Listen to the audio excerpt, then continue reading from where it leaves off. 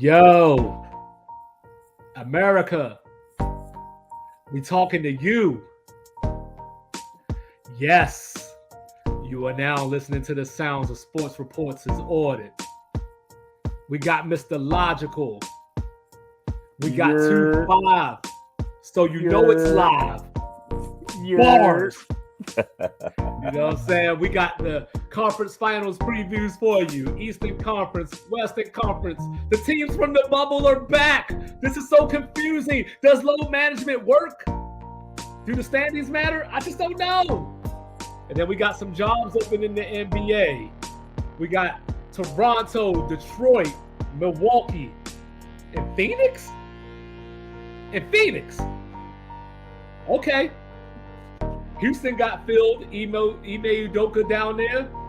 Then we're going to talk to you all about some MVP races. Like, what is the MVP in the NFL? What does it take for another player besides a quarterback to win it? I mean, I think about it. I'm like, could Ray Lewis have won one? Could J.J. Watt have won one? Aaron Donald? Somebody. And then, of course, we ain't going to leave you without getting the stuff off our chest. So, Mr. Logical. What's the word?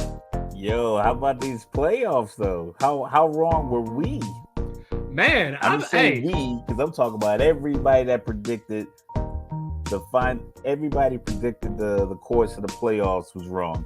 I don't know about the course of the playoffs, but I told everybody on these airwaves, Denver and Boston. Yeah, I hear you. But listen, I just knew that the Lakers were gonna lose to Memphis, and then I was reluctant when they started playing in the Golden State LA series. Well, you know, there was one thing about the playoffs that I knew 100% that I would have put $1 million on if I had it. That the Knicks wasn't making the conference finals. Listen, man, Julius Randle doesn't go 4 for 97. I mean, sometimes it's just like, I know this is such a cliche thing to say. It's a make or miss league. You know, some days it's not your day. All the cliches can apply. Yeah. You know, sometimes the best team wins, blah, blah, blah, blah. All the cliches can apply. But I mean, starting off with the Western Conference, it's been exciting. It's been way more exciting. The Sacramento Golden State series, I would have done the best out of 9 out of that. No problem. I would have watched all 9 games. I'm really liking what Denver's doing. It's fluid, man. It's like water, the way they play. It's like they don't play, like we'll talk about the East, but sometimes you can watch like Boston or even Philly, you know, not to get too in the weeds because we get to the East Conference. But like Philly, it had a stat that popped up in Game 7 where they hadn't had a field goal in like 4 minutes and 50 seconds. And it always blows my mind with sports, especially in basketball. You got guys that are 6'6", 6'7", 6'10". I mean, the rim's 10 feet. And they got a 9-foot guy. I mean, you can't tell me y'all can't get like to the hoop and get a layup. You can't get a foul. Like, how do you go 4 or 5 minutes without getting a point? It's just weird to me. But like I said, the way Denver plays was fluid. They just suffocated Booker and KD in Game 6, and maybe on another night, you know, and these shots go in because sometimes that's all the good defense in the world, but these guys are the best at this sport, so some of those shots are going to fall. I just think sometimes when the shots don't fall, you have to find a way to get easy shot. It's just as a concept, I understand basketball is, you know, moving without the ball, getting open. And I get that it's easier said than done. But these guys are the creme de la creme of the people who do it. So how is it that you can't get a shot off? You know what happened to Devin Booker? He came back to the mean. I say this all the time. Like, I know a lot of people are going to say a word like choke or, you know, they gave it up or whatever. Like, we talked about this with Steph a couple years ago where, you know, he was shooting something like 71% at some point during the playoffs. So when he got to the finals and he was shooting like 45%, it didn't look the same. People said he choked. Like, no, he didn't choke. He just went back to average. And that's what Devin Booker did. He had a game in that series where He shot like 79%, or it was like 2 games in a row where he It shot was like just, yeah, the 79%. two games they won. The two games they won at home. It was like Hmm. 78.9%. Yeah. He But just came back to earth. he only took like 16 shots one game. I think he went like 13 for 16 one game, and then he went like 11 for 14 another game. But yeah, it's pretty incredible for especially for a jump shooter. Hmm. But that's the thing is like sometimes you might have to just simplify and just be like, yo, just the pick and roll or just take the screen up top and just pull up from 18 feet. Like Kevin Durant, just don't overdo it. Get the dribble, pull up from 18 feet. Another guy went cold, and it's not gonna be all negative, but Clay. Clay was like, it was one play. LeBron ran out, top of the key. Everybody loves the top of the key shot. If me and you were playing pickup basketball, the top of the key shot feels like a long free throw. I think Hmm. people are probably the most confident from that spot. Like if Hmm. someone say, "Yo, we give you $50,000 if you make it Let me from a get this corner, stat. but we'll give you 25 to shoot it from the top of the key," people are like, you know what? I'm gonna go to the top of the key. Yeah, let me get And this stat. Go he ahead. ran out to defend him, and then he ran out to Steph and let Clay shoot it wide open. It's like Yeah, it just so was bad. He was shooting like he had something wrong with his hand. so Like so his shots didn't look good. so in game 6, Clay and Steph combined for 14 for 47 from the field, and Steph hit 11 of those. And then from 3 combined, they went 6 for 26. So if you were one of those people that think that Steph isn't here for the moment or whatever, or like all that other stuff, then game 6 was like you beating your chest about it, and you forgot about the 50-point game against Sacramento like 2 weeks earlier. Yeah, and like how he was basically averaging like 30 in the other games, but he was it. It was the same. It's the same conversation we have about the 2016 finals. Like if Harrison Barnes shoots 40%, or if he shoots 35% in that game, they win. And I think Cleveland, I think it's a whole different story. I think Durant doesn't go there. I mean, like if he went 3 for 10, I think he probably went like 2 for 12 or so. It was, and he was missing wide I open think there shots. was a 2 for 12 actually. Yeah. It was something crazy like that. So, but they, I mean, the Lakers, Yeah. Enough about the losers. yeah, the Lakers. I think the pundits, so where everyone's talking about it, is like, oh, well, you got two of the best players. It's like, nah. I think that what they are doing is they know that AD is going to attract attention, but not that much. I think his the attention that he attracts on the offensive end from defense, it's not that much because you don't have to play him special.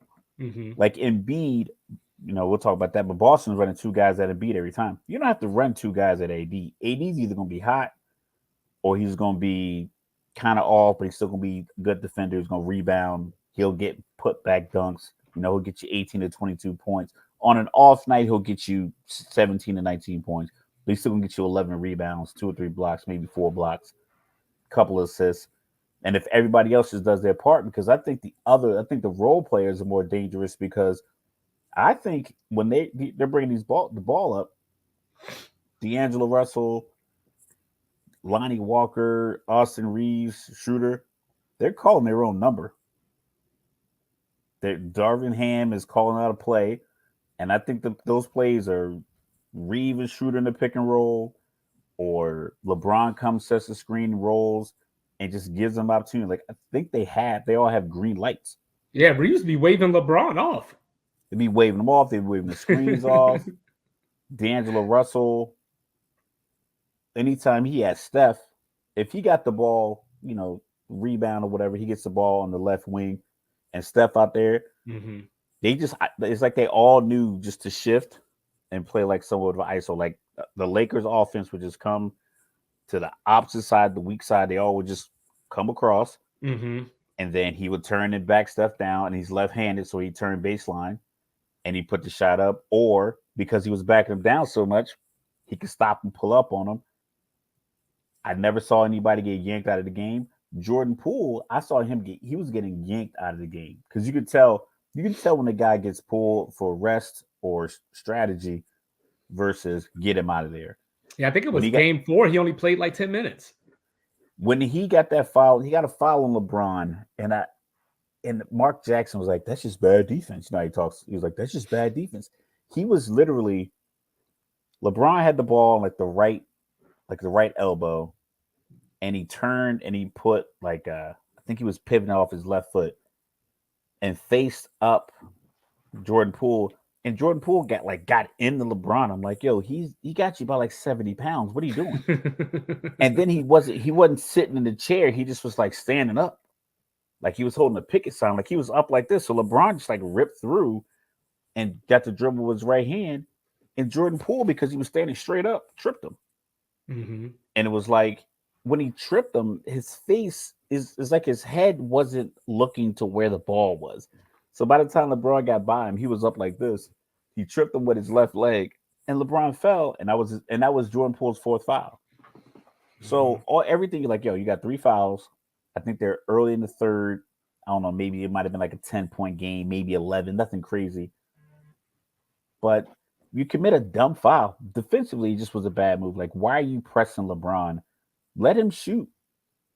Just stick your hand out, wait for the help, let him shoot. But he was pressing him. I'm like, yeah. Soon and as soon as the foul got called, and I seen like because the camera angle, you can see somebody's head pop up off the Golden State bench. I'm like Jordan Poole coming out, and then next thing you know, he was coming out the game. So he was getting yanked out of the game. I think Hmm. the Laker players are just coming out like, all right, cool.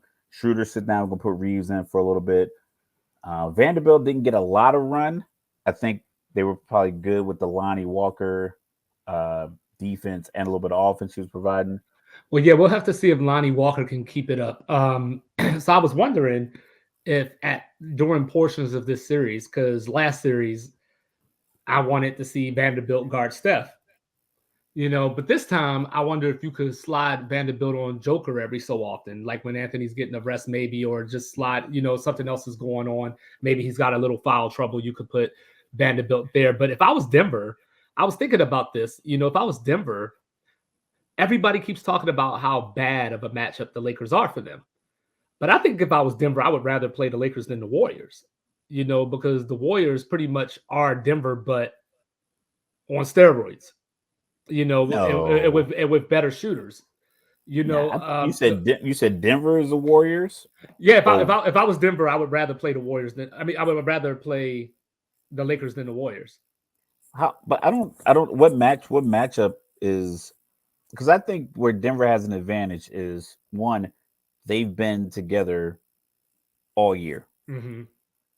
Defensively, you could put Gordon on LeBron, Hmm. Hmm.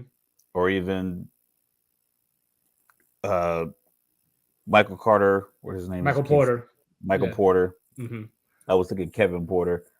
You could put him on LeBron. You could probably even put him on AD. You could put Bruce Brown on LeBron.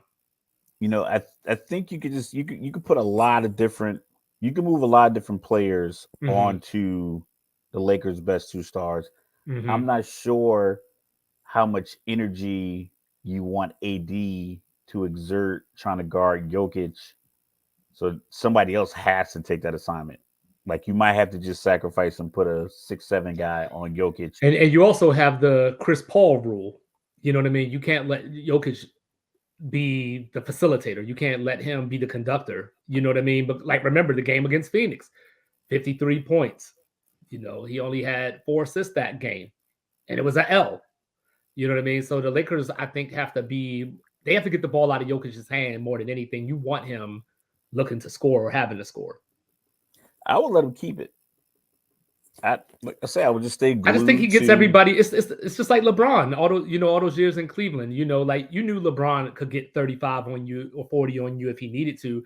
You didn't want Mo Williams to get 19 or J.R. Smith to have 18 or whoever else. So I think it's the same thing. Yeah, but if you take away, see, when LeBron was getting those points, he was trying to get those guys involved. But in the finals against Golden State, their first go around when they were up 2-1 and they had lost Kyrie, he shot like under 40% because he had to be the man. So Hmm. I think one game he was like a 12 for 39 and 13 for 37, just like crazy, like AI numbers. So like just shooting a lot, like a volume shot game, like a Kobe game. I mean, sometimes you can win that way, sometimes you can't. But if you haven't played that way all year, it can be difficult. So I Hmm. say you stay glued to Jokic. You throw your athletes at him, Lonnie Walker's, Vanderbilt's, uh, Rui. You just throw your athletic 6'8" guys at him, and then stay glued to everybody else. Well, Because well, he one. makes a lot of those backdoor cut passes where everyone's Hmm. trying to run a double team. You can't double team him. He's 7 feet tall. He can handle the ball. He shoots off wrong feet. He's awkward. He's long. He's smart. He's patient. Don't even double team him. Yeah. Just play him straight up and stick to everybody else. So I want to know if Jamal Murray can travel because in the Phoenix series, for example, he was a monster at home. When they went to Phoenix, I ain't gonna say he wasn't to be found, but it just wasn't the same. So that's going to be a key to this series, and I think Porter is going to be the other key. Is he going to be consistent enough to keep the Lakers defense honest? That's going to be the other part. So, and another thing that I like, of course, is the contrast because Denver is number one in the playoffs in points per 100 possessions, and the Lakers are number one defense per 100 possessions. So something's got to give. Like something rubber has to meet the road. I think the defense travels mainly because it's Definitely. anchored by AD. So if he Hmm. doesn't have to exhaust himself guarding Jokic, then he can just be around the rim, getting rebounds. I think the first quarter of the game 6, he had like 10 or 11 rebounds. Hmm. He was close to double digits at least in the first quarter. Right. So I like that matchup. I think this. I'm not sure if Memphis Denver would have been a better matchup because as you think, like okay, what would the NBA rather have? Memphis and Denver right now is that exciting? Uh, Sacramento, Denver. Did people want Phoenix to get through?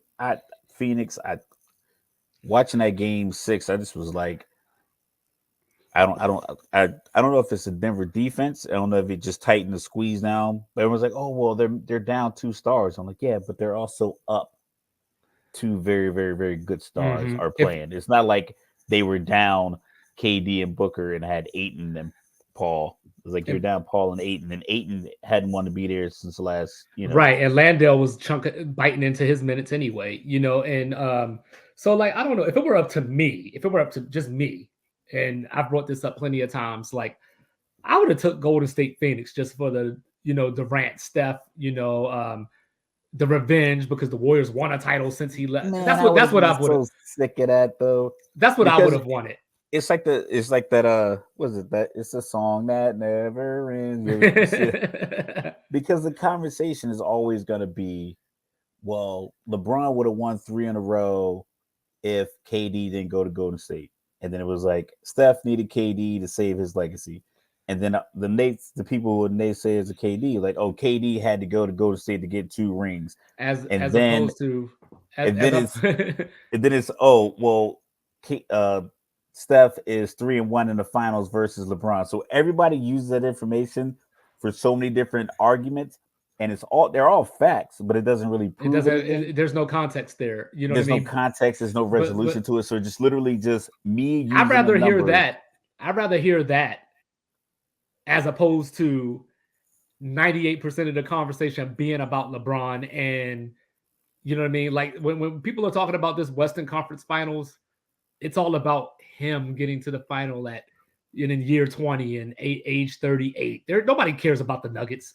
But at least that's a tangible like No, that's argument. that's a Raph wants It to hear that because no, Raph's a it's LeBron fan. I mean, listen, they'll beat that horse to death. They'll beat that horse to death, no doubt. Every conference, every matchup is gonna have some kind of story, but at least this one will have an answer. The KD, Steph, LeBron thing will never have an answer because you can always use. It's like rock paper scissors. It's just there's no dominant piece to it. It's like this rock will beat scissors, and this paper will beat the rock, and it'll keep going on and on and on. Mhm. Whereas if LeBron and the Lakers don't make it to the finals, the conversation is Jokic has shown why he should have been MVP, and that's a different kind of Nope, a because it's conversation. no, because as soon as the Lakers lose the game that eliminates them, the conversation is going to be, what does Palinka do now? You know. Of course, that's going to happen, but at least it does give an end. It gives an end to that conversation, and nothing's hypothetical. Right. Where it's like we're not having this circular this, and this is why you and I don't have like debate conversations. Like I heard something. We're not gonna get on it, but I heard it was like something today. I think I might have sent it to you. It's like I'm not. Some guy was saying I don't think you could put Kevin Durant top 20 all time, and then I another don't. guy chimed in and he said no matter where you put Kevin Durant, he has to be behind Dwayne Wade. He's like, I'm not sure. And I was just like, I know people love to have these barbershop like arguments. We don't do it on this podcast because, like I said, there's no resolution. It's just me Well, giving but one I mean, victim that and is somebody else getting interesting. another one. That is It's interesting. an interesting conversation. I ain't gonna Yeah. go there. I ain't gonna go there. But like, yeah, like people said that Durant was like top 15 or something, and I wasn't even. I'm not even sure he's top 30 to be honest with you. I mean, like, yeah, if you're just looking. I mean, we don't get into it, but Yeah. if you're just looking at the 7 foot and what he can do, then yeah, he's a mutant, and you want to put him in those conversations, but the results just don't bear that out. But anyway, so who you got in this And series? and it shows I picked the Lakers last series. I'm gonna ride with it because I like I said, I like Jokic. I like what Denver's doing. I like their continuity. Hmm.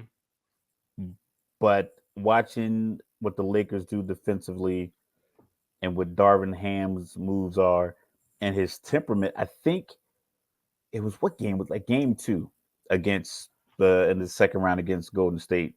And it was like something like 15-0 when a home team loses the first game, they win game two. And it was a shot like LeBron James turned and looked at Darvin Ham. It's like a slow motion. And he kind of smiled and shrugged his shoulders. And I think Golden State probably was up like 12 or 14 at this point. Like Hmm. it was late, but it was like one of those like, hey, they got us this time. And you could just tell it's like a calming temperament to where I think he gives them a simple game plan. It's not rushed. And I think everybody plays their role. It's just sometimes the shots just got to fall. Like Austin Reeves shoots a lot of floaters that kind of bang around. And in the games they lose, they just don't drop. Schroeder's the same way. Schroeder gets a lot of open looks because of the way they move the ball. Sometimes they fall. D'Angelo Russell just comes out like, I'm going to fire this thing off. And sometimes they fall, sometimes they don't. But I still think defensively they get back. Transition defense are not good because, they're not a fast team and they play big dudes. So they have to, be a little bit more crafty. They have to Hmm. defend at 92 feet, let people get back, and then drop back. So I think going with the fact that I think a good defensive team can neutralize at least one of the two Hmm. top players. So defensively, I think they can hold Murray to regular numbers, 20 points, maybe a bad shooting percentage. He goes, 8 for 21, games like that. Maybe Hmm. gets couple of free throws. If they can defend one of those guys properly between Jokic and Murray, I give them a shot. So I'll take the Lakers. All right. So I And mean, I'm gonna be a coward and say Lakers in 7. obviously a few minutes ago, I told America that I was probably, I don't know, I'm gonna say I was one of the few people. I'm gonna just say that. Whether it's true or not. I was one of the few people that picked Denver and Boston in the finals against one another. So, so of course I'm gonna stay with Denver. I'm gonna be a coward too and pick 7. Yeah. So what I like about this, both of these teams haven't lost a playoff game yet. So I mean, at home. So so the whole thing about the series doesn't start until the road team wins, that may actually be true in this series and not just a cliche. So whoever gets that first road win is probably going to control the series. So that's going to be first and foremost. How many game 6 performances does LeBron still have left in him? You know, I know he's been pacing himself, but can he just turn it on if necessary and when necessary, at any time? I think Like so. is it a hey, we need this game, so I'm going to come out in this game and go bang, bang, bang? Or is it, hey, we're in this game, it's close, and now I need to impose myself? Which, like, can it be both? Is it one or the other? So I think that's going to be important, and I just don't know. I think that I was thinking about the bubble. That series almost went seven. Anthony Davis hit that three at the buzzer. That was game 2. Yeah, in game two. So They that's put what I'm him up saying. two But zero. Yeah. yeah, they won in six. So if he misses that shot, that series goes seven. So what made me think about that was Porter has come into his own. I think Joker is better than he was at that point in time, and Murray is probably, well, he's not going to rekindle Bubble Murray, but I think he's Yo, coming he back was to form. bananas in I the know, bubble. I know, but he's coming back. Him, TJ Warren was banana Yeah, in the bubbles. yeah, Tyler Hero was banana in the bubbles. and they all It hurt. was And Butler was nuts in the bubbles. yeah. Like, but LeBron still looked like a man amongst boys in the bubbles. A Oh no, couple he of plays did. I He saw, definitely did. it looked like he was in a high school gym playing But against freshmen at some yeah, point. and that's my Sometimes point. And that's my point. he doesn't look like Is that now. that Yeah, was 3 years ago, and Denver was on the brink of taking them to seven. Now they added Bruce Brown, to bring that defender. Aaron Gordon, could be that defender to give somebody trouble. So I think Denver is just a little more. They have a little more quality depth than they did in that series, and LeBron is 3 years older. So that's basically where I'm going with this. But I'm respecting LeBron enough to say that I just asked those questions about, can he turn it on? I think he can. So that's why I'm taking this to seven versus saying like Denver in five or something like that. Like, I wouldn't be disrespectful to say that anyway. Excuse me. But yeah, like, so. I like it. I like the matchup. I like the way that the playoffs are heading. I didn't think I'd get a 1-7 Western Conference Finals, and then a 2-8 West Yeah, so Eastern is Conference so is that a Finals. good thing? Because I know we always talk about, or we used to argue about how you come into most NBA seasons and there's 2 to 3 teams that are going to win the title, like regardless of what's going to happen. So I like this, and I don't know where load management, how that plays a role into this as well. I mean, obviously the Lakers got the trade at the deadline, that added all these pieces where I told you they were going to make the play, and then you said they weren't. But Historically it didn't bode well. They started out 2-10. They never looked good. LeBron had just gotten hurt right after the trade. He averaged like 35 points in the month of January, and they yeah, still needed to trade after that to be relevant. It's like I I just didn't think I didn't think you can get I didn't think you can get it with all the pieces they had from the beginning of the season to whatever pieces they brought in. I didn't think it would work. I think whole complete teams like Boston and Miami. I think that's why I think it's not a bad thing, because Boston's a very complete team. Like, we talk about Tatum all the time and how if you were drawing an NBA player, this is how you would draw him: 6'8", handle, shoot. If you're so gonna you draw, so you remember the other day I was saying how Tatum reminds me of Paul George. I don't know if I ever seen Paul George have a game like that. and the thing about it, he should have at some point. Sometimes just you might have to just stay put, and as collectively as a unit. Like when he was in Indiana, I think Indiana gives up too quick. They're Mm-hmm. one of those teams that they'll have a couple of good years, 47 wins, make it to the second round of playoffs. It doesn't work, and they don't want to pay anybody. They make all these trades, and then they essentially just start over. Well, didn't It's he like one it's out though? but you a person wouldn't want out if the team looks like it can win.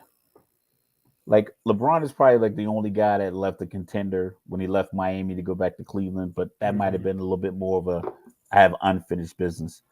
But Yeah, and then James Harden wants to go back to Houston. Rumor has it we'll get into that, but that might just be he might just really love Houston that much. But for the most part, I don't think Joel Embiid is leaving Philly to go play in Orlando. I think most guys just will want to stay with the competitors. They just probably want to get a new coach. They want to get a new GM. They want to get a new a new sidekick, whatever the case may be.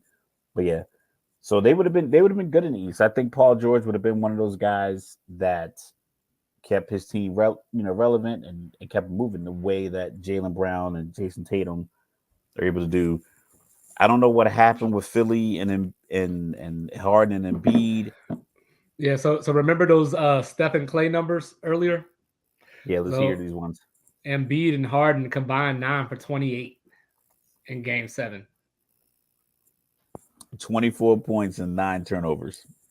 And he said me and James can't win on our own. I'm like, And he no, the not with biggest, those but he numbers. the biggest dude on the court. Yo, he might be he might be too big. I'm not saying like he's overweight or like he's No, I not in good got you. shape. Especially for I this just era, maybe. Yeah. I think he might be too big for the grind, Mm-hmm. especially the way he likes to play. We talked about LeBron, pacing himself. I literally watched the Lakers series and the Memphis one. It's a lot of possessions where LeBron is basically the Lakers are playing 4-on-5 defensively, and LeBron is pointing dudes so he doesn't have to run. Mm-hmm. Like he'll take like Dylan Brooks will run across in the Memphis series, and he's like this. He knows, all right, this set that they're in, the ball's not coming to him. You go back over there and guard him, or like. So I think Embiid is one of those players that either I don't want to say low management, but I would not expect him to play into the month of May, probably ever And I mean, at that size. he damn near missed 20 games already this year. I mean, some of that was low management versus Yeah, injury, but you know what I mean? Like he still is already sitting out almost 20 games. Like he's one of the players that this rule about how many games you got to play to win awards, he's one of the people that I would think that's aimed at. Not that they were which aiming at which anybody. which I don't like. I don't like that rule at all I because like it. I don't like it. Get your ass on the court. You want to win an award, then be on the court to earn the award. Yeah, like how many people wouldn't have won awards this year?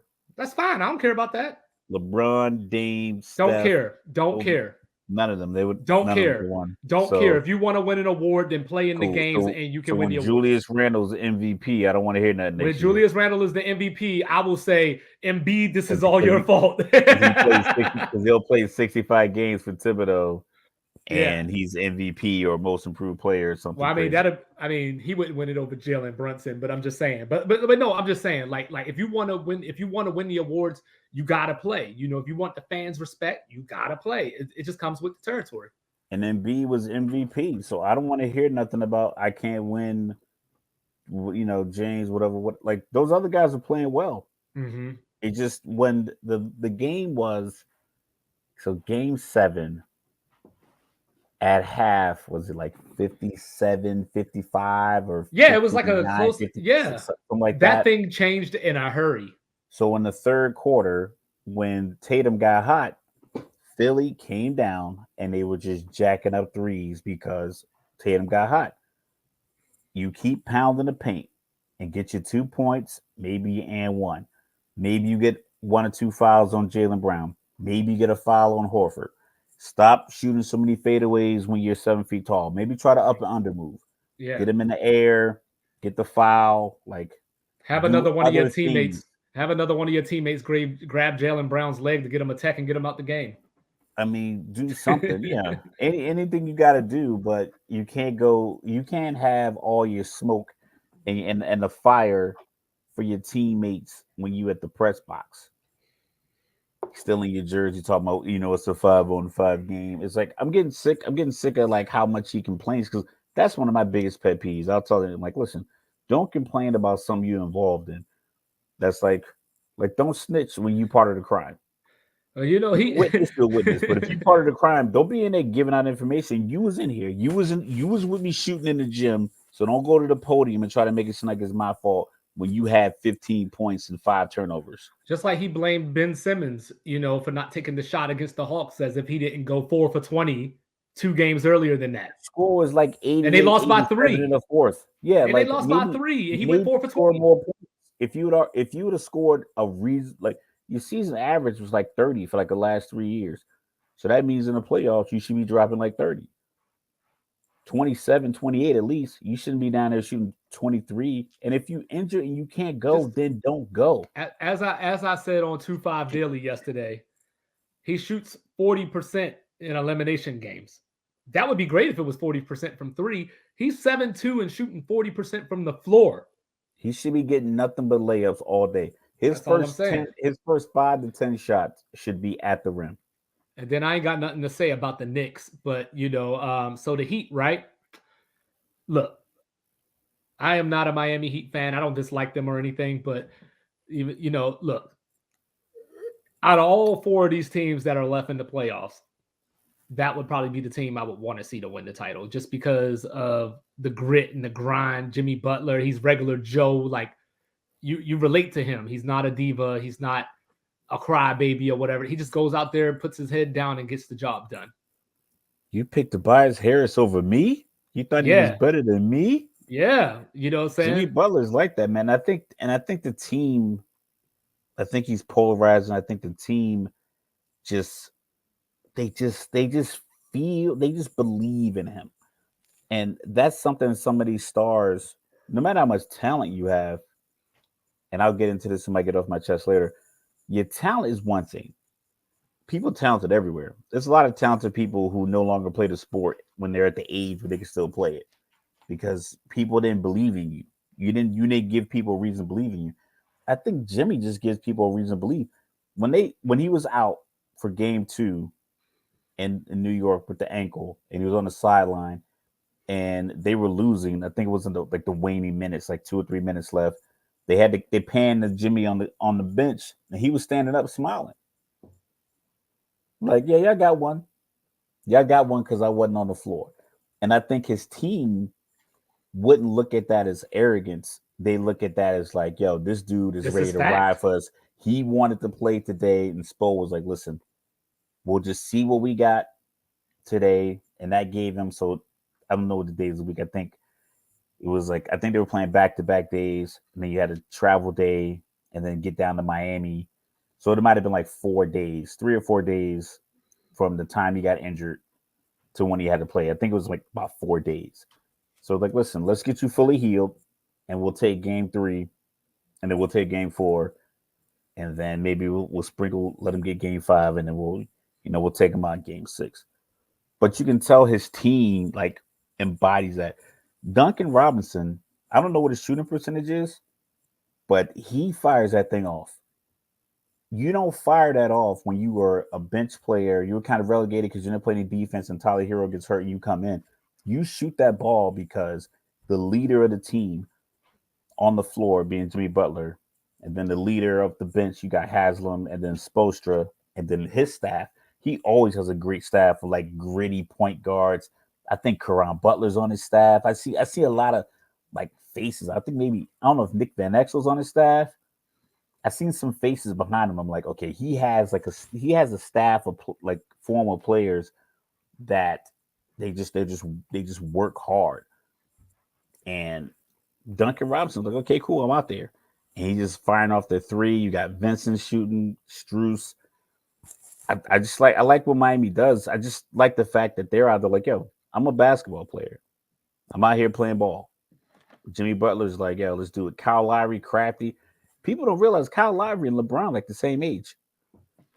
Like Chris Paul, Kyle Lowry, Mike Conley, all these dudes like 35, 36. I think Steph's like 34, 35. But like 35, Mike Conley like 36. You know, you got guys like Kyle Lowry. And you don't think about it because, I mean, first of all, he looks so young. He's like no facial hair. So, but yeah, he's one of those old crafty dudes, Philly guy. You know, he always looked chubby. So how many games you got Miami in then? Well, I mean, with that being said, I mean, I got to get a coaching nod to Miami. Mm-hmm. I got to give the star player. I want to call it a push between Tatum and Butler, but I'm gonna give Jaylen Brown the Robin, Batman of Robin. Well, even if Jimmy Butler outperforms Jason Tatum for a game, there's nobody to outperform Jaylen Brown. There's no and that's the thing. So you have Boston has their own gritty guy with the green hair, Marcus Smart. He probably plays just as tough and just as hard as Jimmy Butler. I think the two of them. I don't know what their relationship is, but I guarantee you that if they were on the same team, shut it down. You're not getting any. Nope. Don't even run the pick and roll because they're gonna fight through it no matter what. They're gonna rip your jersey. One of them's gonna punch you in the ear. Well, So well, like they have their scrappiness. So I got Boston. I'll say Boston. I don't want to say in six. 'Cause for some reason I think it's just kind of like dismissive of Miami's tenacity and how they play. But I'm gonna have to. I'm gonna say Boston in six. I'm gonna say Boston in six because of not disrespect, but I feel like there's one game that Missoula is going to lose, and I feel like there's a game that Boston is just going to bullshit around. Because Boston should have swept Atlanta.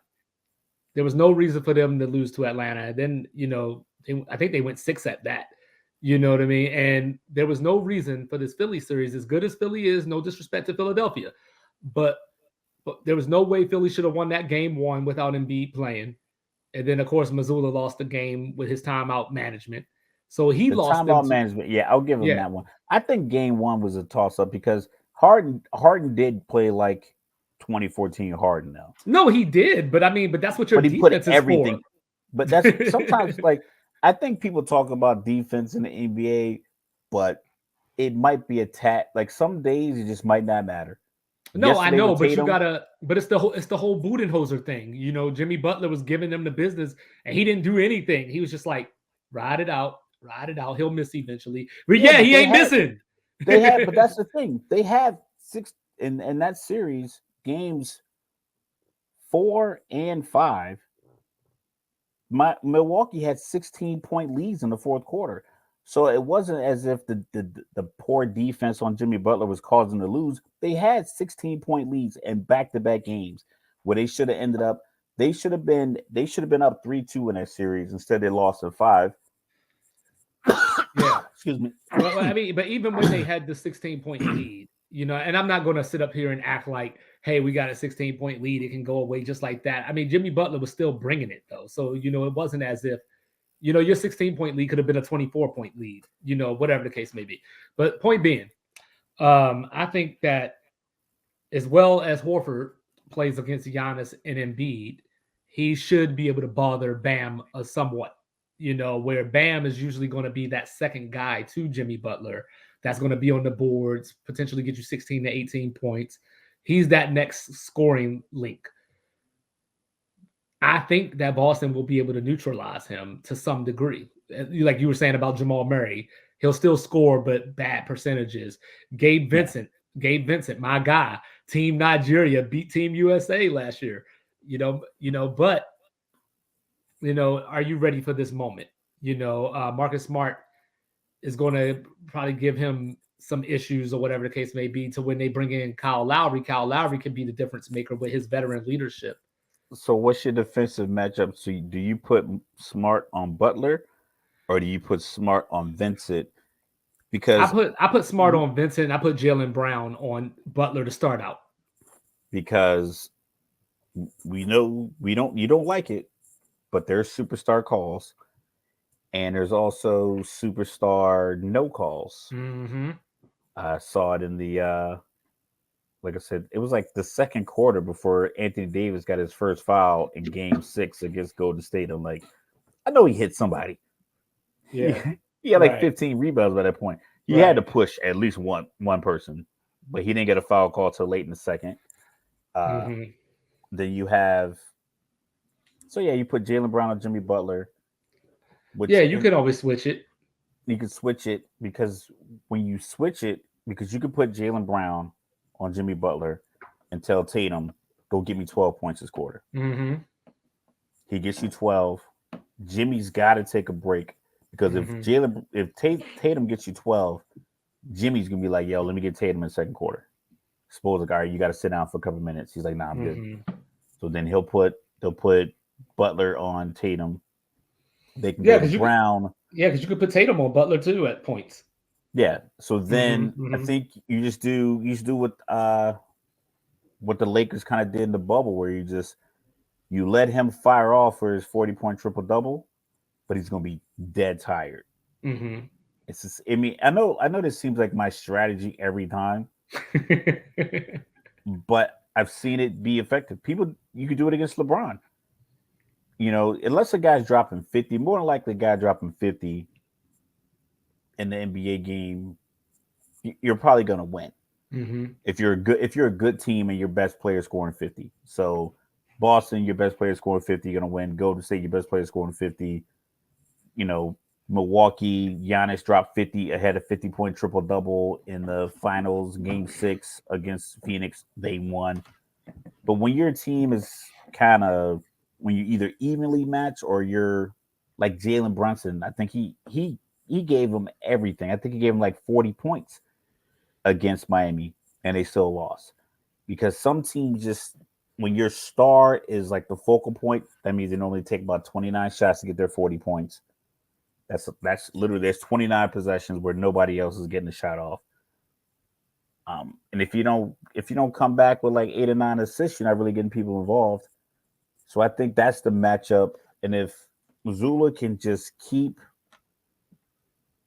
don't stick to this philosophy. I got to save my timeouts. You have to use them effectively as a difference. Like you can save all the money in the world, but if you don't invest it properly, then you just got money sitting in the bank. Yeah, it's cool to have it, but you could have invested it and it'll serve you, get you dividends. I.e., you call a timeout when you're down one after James Harden hits the three with 18 seconds left. You advance the ball, and you had another timeout after that. So you advance the ball, and then you go for the two. And if you miss, you can get a foul, get them on the free throw line, whatever. Like you can extend the game. But being down one and not having a play drawn up, but you have two timeouts, he can't do that in these Eastern Conference Finals because Spo's not gonna let you off the hook. Yep. Spo's gonna figure out if Robert Williams can really guard Bam Adebayo. He's Mm-hmm. gonna test you physically. He's gonna read the scouting report. He's gonna read the health report. Like real quick, is it fair that they had to put Wiggins' rib injury in the report? Because I swear LeBron was like, a word, I know. first four possessions. Mm-hmm. So Let's it's try them out. man, he was hitting them so hard. Every time he hit him, he started. I think he started in the front row on the sideline. He was just banging them all in the hoop. Every time he hit him, he jump back, jump back, Mm-hmm. jump back. So it's like, are they going to read these reports and say, "Hey, let's test Robert Williams' knee. Is it really locked in? Let's make a move side to side. Hey, Bam, when you in the paint, come out here, shoot the jumper. Come back this way, make them turn. Whatever they have to do." So I think Spo is such a great coach because we talk about LeBron not having great coaches throughout his career. Spo's the only coach that LeBron has had that got into the finals without LeBron being on the team, and he's on the verge of doing it again. It wouldn't shock anybody if Miami won the series. No, it wouldn't. It wouldn't Yeah, shock me at least. And this is why, because my favorite thing about sports is the rivalry. So of course, these teams met in the Eastern Conference Finals in the bubble. And then, of course, they met in the Eastern Conference Finals last year. So, of course, Miami won round one. Boston won last year. Jimmy Butler in game 7 had a chance to take the lead with about 17 seconds left, missed it. Boston went on to the finals. So this is what it's all about. These are two teams that have been here. Now, granted, different coaches and everything for Boston at the time, but these are teams that are used to being here. No, neither team is going to shock the other one. I think they know each other pretty well. So I think we're just going to buckle up and have a great series on our hands. how is Miami an 8 seed? Because they couldn't score. They couldn't score during the regular season. I don't know what happened. In the first round against Milwaukee, they shot what was it? Hold on, let me go get it. They shot 52% from the floor against Milwaukee in the first round and shot 45 from 3. But then we Yeah, that's saw bananas. But then we saw the regular season Miami against the Knicks because it dropped down to 43% and then 31 from 3. But the Knicks just didn't have that Giannis type player that was going to grab it. Jalen Brunson can only do so much, even when he's scoring. Like you mentioned, it's taking it out of everybody else's hands. So what you needed was The somebody like Knicks Julius needed. Randle to play like an all-star. They needed. Yeah. I was. It's certain. Like I watch a lot of sports. There's certain players and certain plays. Being a Falcons fan, every 3rd and 7 with Drew Brees, when he dropped back and he had what I felt like was too long, I'm like, this is a first down. As soon as he let the ball go, every time. In my head, Drew Brees converted 100% of third down passes, 3rd and 7 or longer, because that's what it felt like. When Klay Thompson shoots the ball, like you can feel everybody in the gym just kind of, and then it doesn't go in. Same thing with Steph. When these Knicks players were shooting the ball, I thought every time it felt like it looked like a bad shot. I think the Knicks are a victim of the era. Like, I don't want to oversimplify it, but I always talk about how everybody tries to out Golden State. The Knicks just don't seem like they play to their strengths. Like they shoot. I think they shoot too. Like the way you were talking about Embiid, I feel like the Knicks shoot too many threes, and they shoot too many contested wild threes that only the Warriors should Too take. many players shoot too many. Yeah, and threes. too many players. Like RJ Barrett should never shoot a three. It's like I get, like you said in the game 6, Steph and Klay went 6 for 26 from 3. That's a lot of threes for 2 people, but it's those 2. Obi Toppin, RJ Barrett, Grimes. You got Randall shooting like 8 or 9 again. Randall shooting threes. It's like some of y'all can pump fake and take 2 more dribbles and get into the paint and maybe shoot a floater or just take it to the rim because now it's 4-on-5. Yeah, then you had Miami playing the Harrison Barnes defense on Josh Hart, which made no sense to me. I thought he was a shooter. Like on top of that, it's like you're an NBA player, and and I think that's coaching. Coach is like, listen, if they're gonna leave you open, take a dribble, take a breath, take your shot. But he will look nervous, and I think Jalen Brunson was trying to get him the ball on that play, but it's like he didn't have faith. Like he came around on the right side and he stopped and he made like a fake with his right shoulder. Like he did this. I thought he was going to turn and bounce it out to Hart because the guy defending Hart came off of Hart and chased Brunson to the baseline. So I'm like, okay, that's an easy pass out. On top of the fact I didn't like the flagrant 2 call. They got them 2 free throws and the ball. I'm like, come on, referee. It's like, he was trying to swim by. But the dude that was defending Hart came off, and I thought that Jalen Brunson was going to turn with his left hand, turn with his right shoulder, and bounce the ball back to Hart, and Hart was wide open for the 3.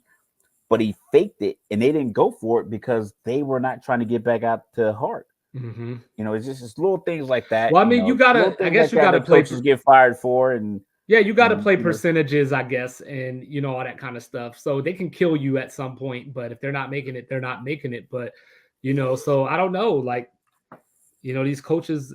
Doc Rivers gonna have a job by the end of the week. Nah, man. Doc Rivers might be fired by the end of this podcast. Man, he been living off of 2008 for a long time. I don't think he's a bad coach. I simply don't think he's a bad coach. Granted, this is not an opening yet, but it just seems like the situation where it's a likelihood that he's going to get replaced. 6-10 in game 7s, never won a road game. Yeah, the owner just bought the Commanders. He's a businessman, and it's like at the end of the day, maybe he can look at the fact that Philly sells out every home game. They're in the playoffs every year. I looked at some of those ticket prices: $1,200, $700, $600 for like just random seats throughout the stadium. I mean, throughout the arena. So in that regard, I'm pretty sure he's making dough. But it might be a situation of where you can't run it back with this group because unlike Boston in these years that they've been like getting to the ceiling of the Eastern Conference Finals, and last year they finally broke through, you can see every year that they were in the playoffs that the potential for them to break through was not just lip service. It was like, okay, they're going to get through. We just need a new voice. So like, okay, Brad, You might not be the voice. We got the talent. We're not gonna move a lot of players, but you might not be the voice. Let's get another guy in here. And Ime Udoka comes in. They go to NBA Finals, and now they're on the verge of doing it again with the same cast and crew. I don't think you could bring in another coach to Philly and get that same kind of. You might have to make a few moves in Philly. So I figure you make all of them. You make all the moves you can make to include getting rid of Doc. I'm not advocating for a man lose his job, but I would if like to for the sake of see, conversation, Doc and some other players may and have to maybe move. maybe this is the Baltimorean in me, but I would like to see Sam Cassell get the job. He's been there for a little bit, but maybe you want a different culture from what Doc had. So, maybe Cassell's not an option there. So maybe you want to go outside. You don't want to stay within that same, I guess, family of coaches. So you might want to go outside. If Harden leaves, then that makes the next coach, I guess, a little more vital because you were talking about, yeah, Embiid's not going to leave Philly and go to Orlando, but 2 years from now, new coach, no Harden, I don't know what Embiid might do or might say or, whatever the case may be. Like, because at that point, he's going to be 10, 11, 12 years in the league and no finals or anything. So, you never know. It might be time. It might be time. We talked about the Philadelphia trust the process uh, theorem that they had going for 4 or 5 years. It might be time to strip that all down to include Embiid and move him. I'm on board with that. I know many Philadelphia fans are probably tuning out right now or whatever, but you know what I mean. Yeah, But yeah, I mean, I agree. Like, I think that because if Harden leaves, Harden's and gone. it's especially when Harden's gone because Harden's going to want $50 million. Did you see $50 million? You're a new owner. no, You just showed up, and the dude that you just saw the other day play basketball walks into your office with his agent, or the agent sends a message saying, "Hey, my guy wants 3 years, 50 million each." yeah, So Harden's gone. yeah. Well, I mean, with that being said, you know what I mean. Unless you believe, and I think he's talented, but I don't know how good and how further Maxi's going to go. So he's not. I don't think he's going to be the second banana to Embiid that's going to lead you to a championship. But you don't know. No, I don't know. Yeah, But what I do know, that's just my thought. But what I do know is that Embiid went out here and said, "Me and James need more help," or whatever the case may be. So from that standpoint, you know, I just think there's nowhere to go from here. Because it could Tobias. be helpful together in Houston. So I package James Harden and B to Houston, and whatever I can get back. If I can And you get would their probably whole lose young your job core, for that. You would probably lose your job for that. no, I wouldn't. You I know. wouldn't. I wouldn't at all Well, because I'm saving myself. Because first of all, no one's paying James Harden. I wouldn't pay James Harden 15 million for the way he performs because, like we talked about this when we did our contract episode, these NBA contracts are perfect for the player. They're terrible for the team. First of all, they're all guaranteed, fully guaranteed. Hmm. and they get them in these year blocks. So it's like, oh, you've been in this many years, you can get this kind of contract. So you get a $200 million contract. Well, you'll get 30 million. You get a $200 million contract when you turn 27, Hmm. and it's for 5 years. So you'll get 27 million when you're 27. You get 28 million when you're 28. You get 29 million when you're 29, and then you're 30 and old, and that's when you get two back-to-back Shit. years of 45 million each. Look You're at Chris like Paul. Look at Chris Paul and Dame right now. Chris Paul, Dame, Russell, all these dudes John are getting. Wall. John Wall. John Wall made $90 million. He did less work than I do, and I work in a cubicle. And he's probably got like $90 million over the last 2 years because of the way their contracts are written up. So, like, if James would have won 50 million, that means right now James is what, 32, 33? I think 32. Yeah. So you're gonna pay him. So he wants 3 years, hypothetically 3 years, 50 million each. Well, you're gonna pay him like 40, 40, and that's what, 65 on the back end, or you're going to pay him 45, 45, and then 65. Either way, you're paying him $65 million when he's 36. Yeah, Like, who's doing that? Who's signing up for that? I'm not signing up for that. Like, I I'm don't not need signing to. up for that. But You got loyal fans that you're gonna sell. You're selling out 41 home games in Philly off the rip. You're making the Eastern Conference fine. 20 teams make the playoffs, so you know to include the play-in. So you still have that. So as a businessman, I'm like, I'd rather run it with some young dudes. So if I send Embiid and Harden to Houston, and they give me their young quarterback, or 75% of their young core, give me Jalen Green, give me Porter, give me the old boy. What's the one? The kid name? His dad played in the NBA, played for Martin, the Kings. not Kenyon Martin. I don't even know, I but forgot what his name is, yeah, but yeah. he's a junior. Mm-hmm. Give me those three guys back, and we'll run it back. Because if you think about it, you got Ime Udoka. He took that job. We still got the Milwaukee job that's open. Mm-hmm. Phoenix is now open. Mm-hmm.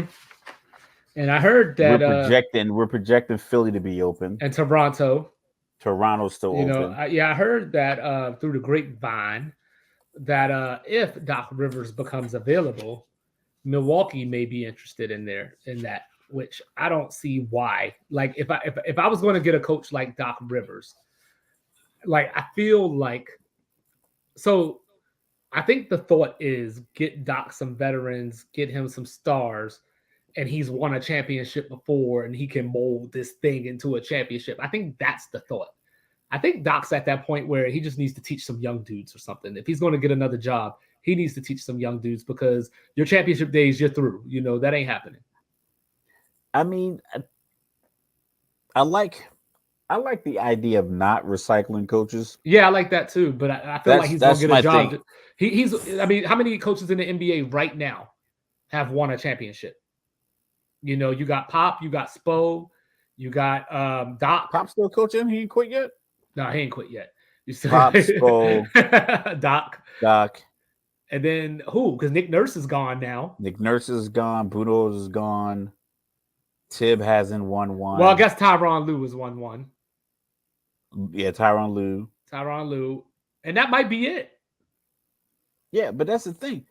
Every coach doesn't win championships. No, I know that. But It's very tough. what I'm saying It's a very is tough that thing one. to do. No, I know that. But what I'm saying is once you have the one, people say this guy has been there before. He's won before. So they think that you can infuse something into their locker room that's going to put them over the top.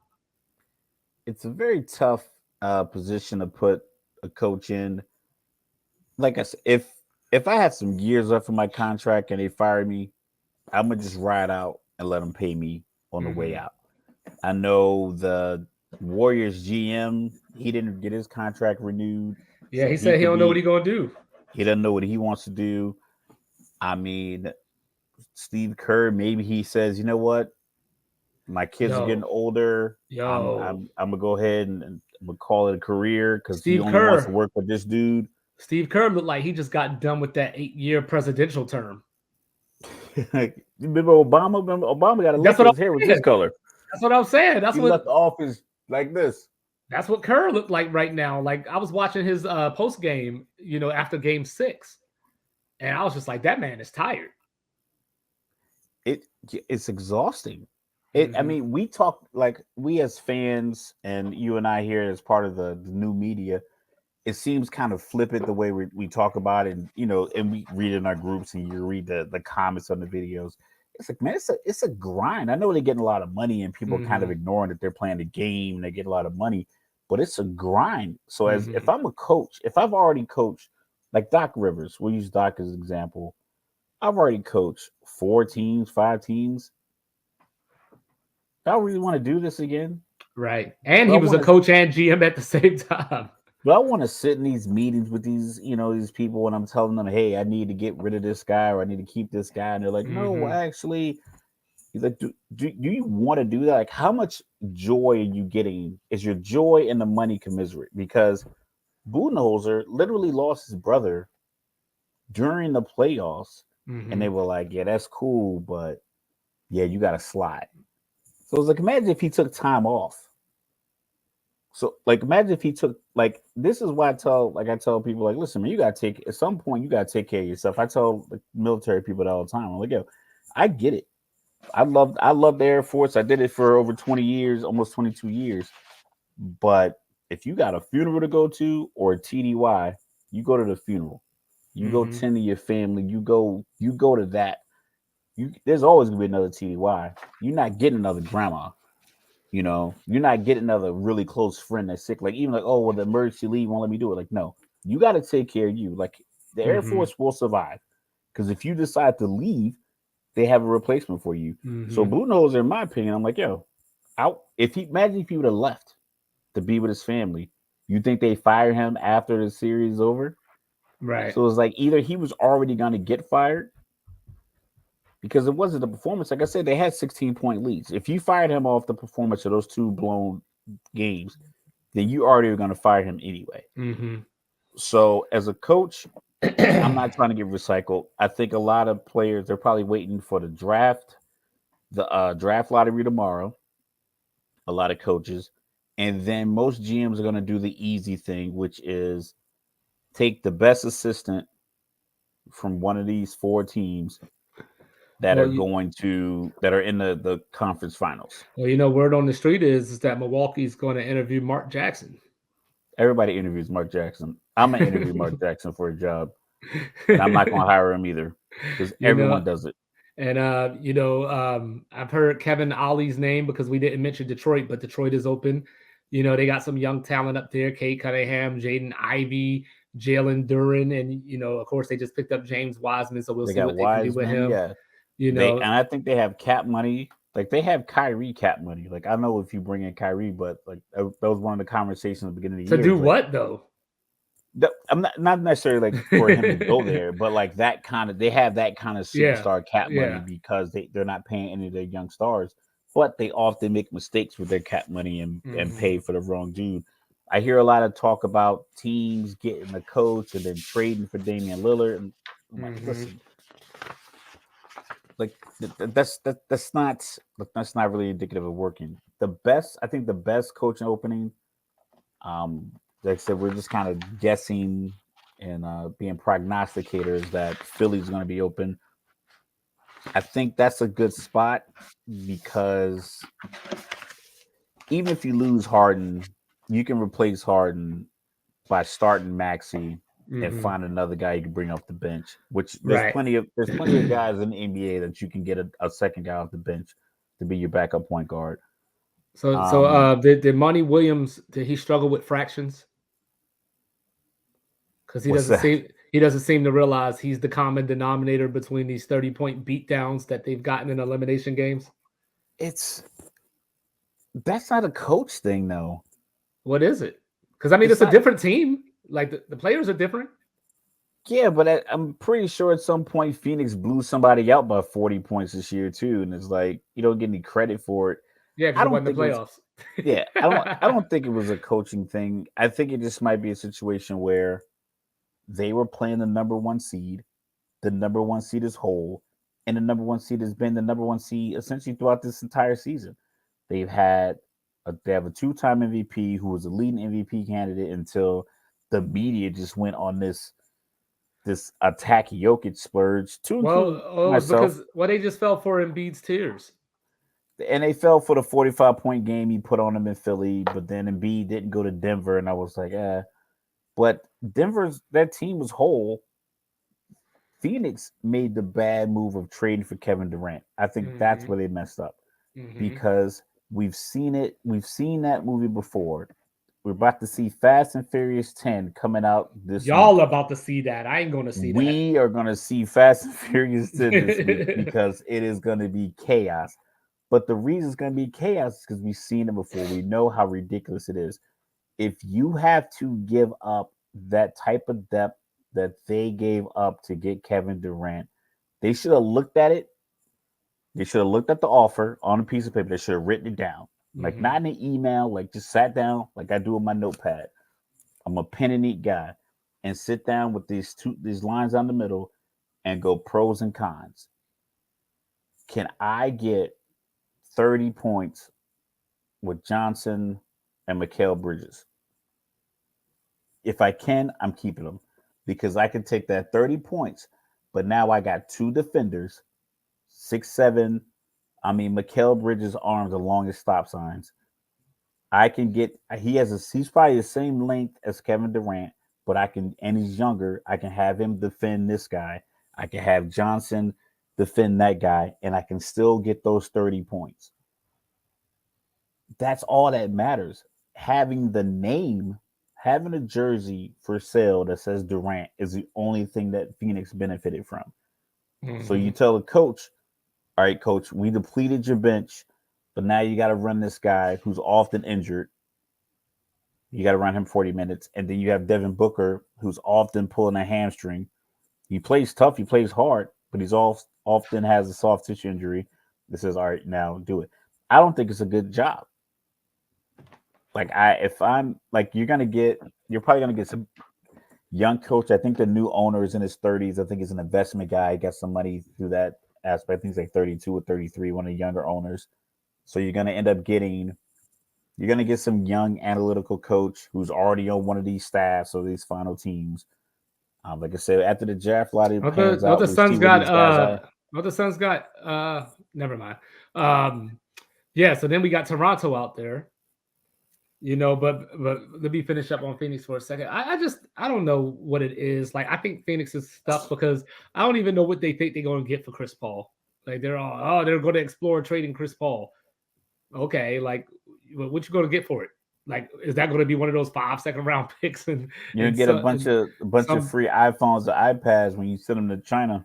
yeah, like what are you That's going to about get for it. him? And then Aiton, his value has crashed, not even because of play on the floor, but we know that that marriage was bound to end at some point. I know what you could get for Aiden.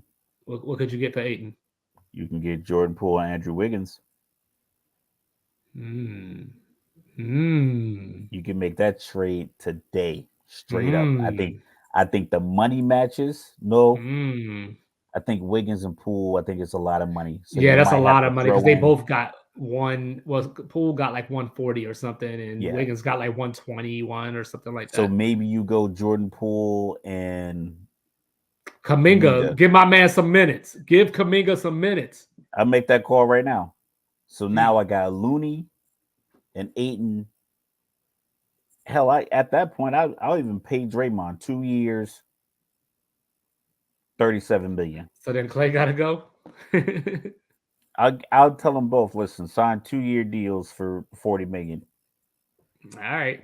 And then you got Toronto, they got Toronto's gonna probably be in a rebuild. yes, because I think Fred Van Vliet is probably out, and I thought of him as a Phoenix kind of player. Like that could be the guy that goes to Phoenix and replaces Chris Paul.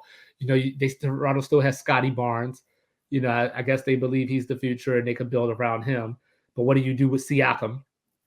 At that point, they are not going to come off from reports that I've read. They're not coming off of Gary Trent Jr.